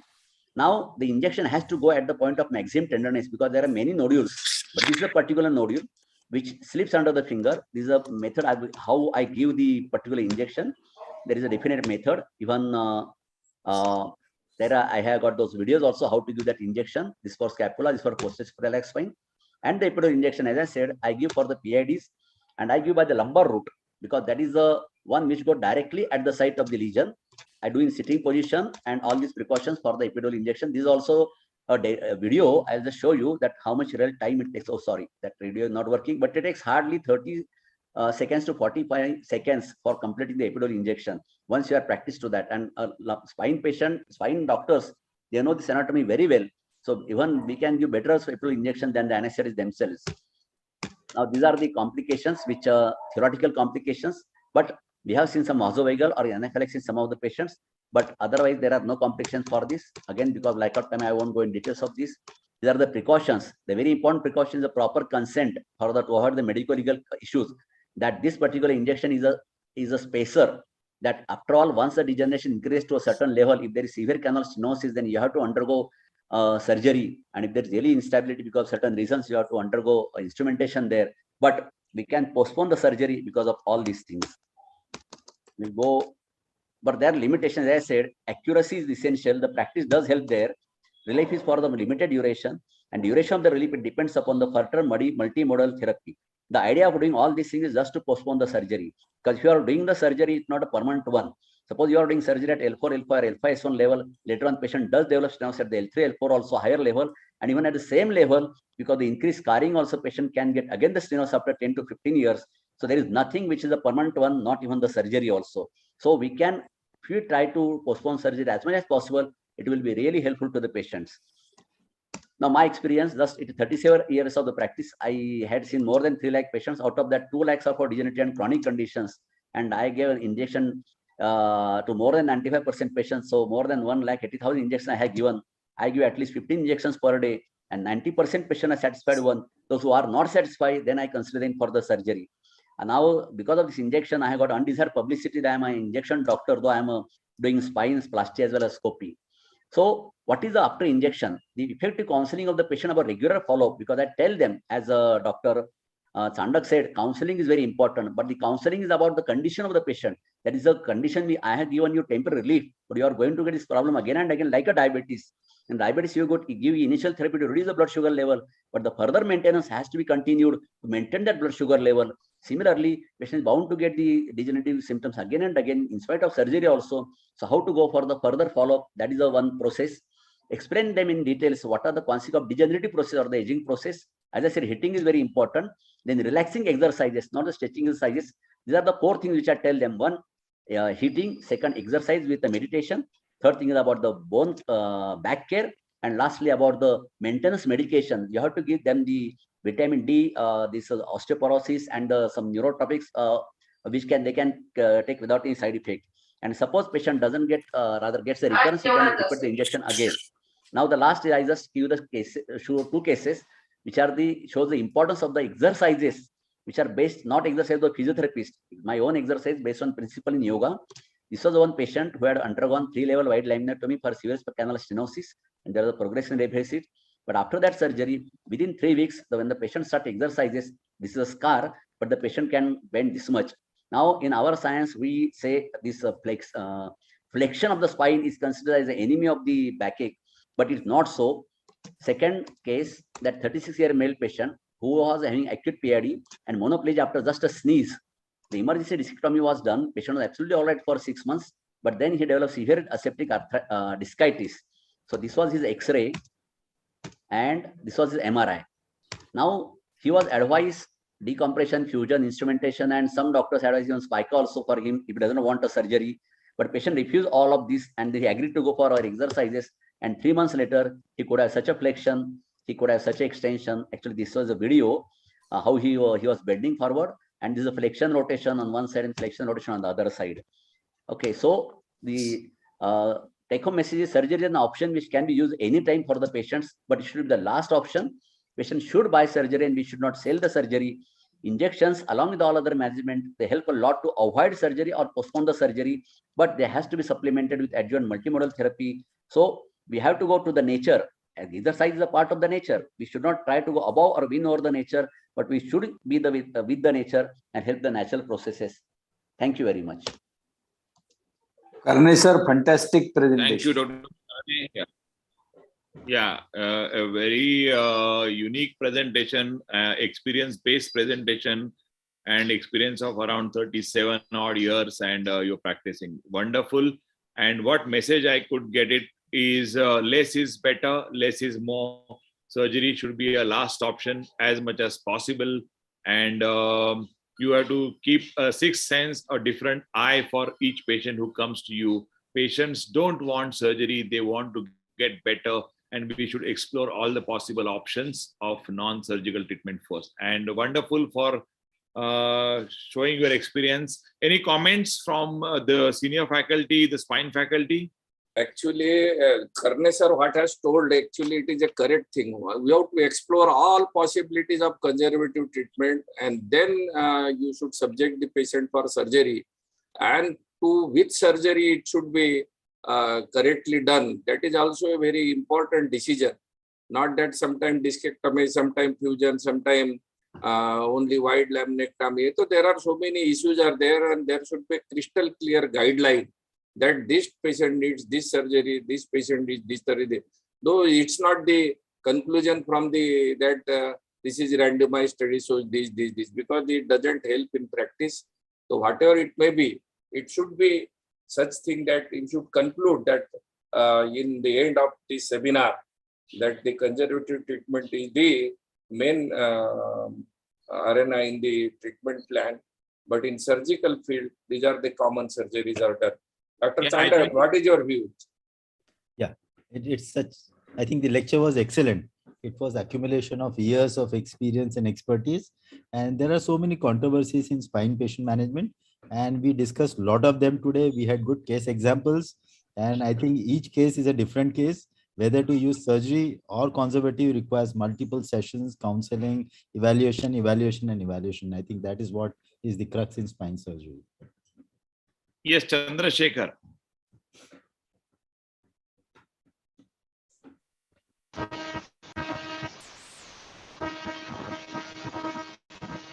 Unmute yourself. I think he has a echo from his side. Okay, Dhiraj. Now, what he had done, he has kept the two devices open. That's why he's getting that echo.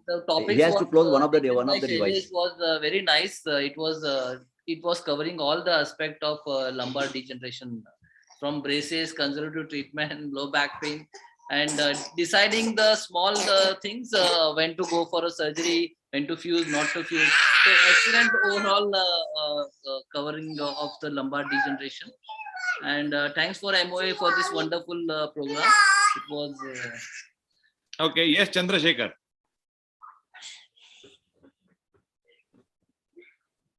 So I think she has some problem. Shailesh. Chandrashekhar has kept the 2 devices open. He should close one so that there won't be Only one device, no earphone. You can talk directly. Easy. So, Saoji sir.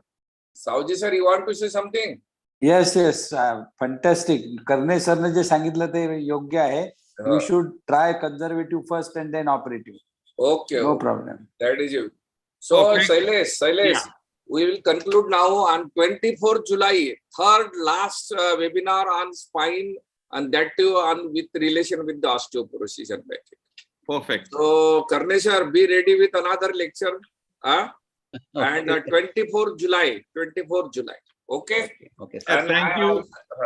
And invite. I suggested some name. Please invite them. Probably. Yes. Okay. Thank you everyone for the wonderful webinar today on lumbar disc, stenosis and listhesis, revision, recurrence. And it was a wonderful interaction with you all, MOA faculty, the spine faculty, and you all audience for being there with us. Thank you, and we see you on 24th July, same time on Ortho TV. Thank you, Dr. Ashok Sham sir and Dr. Neeraj Bijlani for giving a wonderful support on Ortho TV, as it is outreaching huge amount of delegates all over the country. And Thank you. Karne sir. Yes, sir. You formulate such a lecture on the 24th July on osteoporosis and exercises, so that there should be a very practical view on that. Exactly. We should learn. We should actually, the part and parcel of our own management also. We should not rely on physiotherapists for exercises.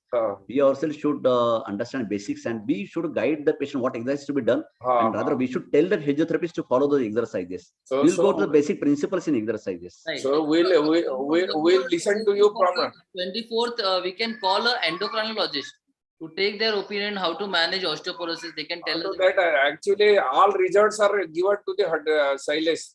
He will look after what he wants. Yes, we'll look after everything in perfectly. Don't worry. So, thank you all of you. Okay. Thank you. Thank you.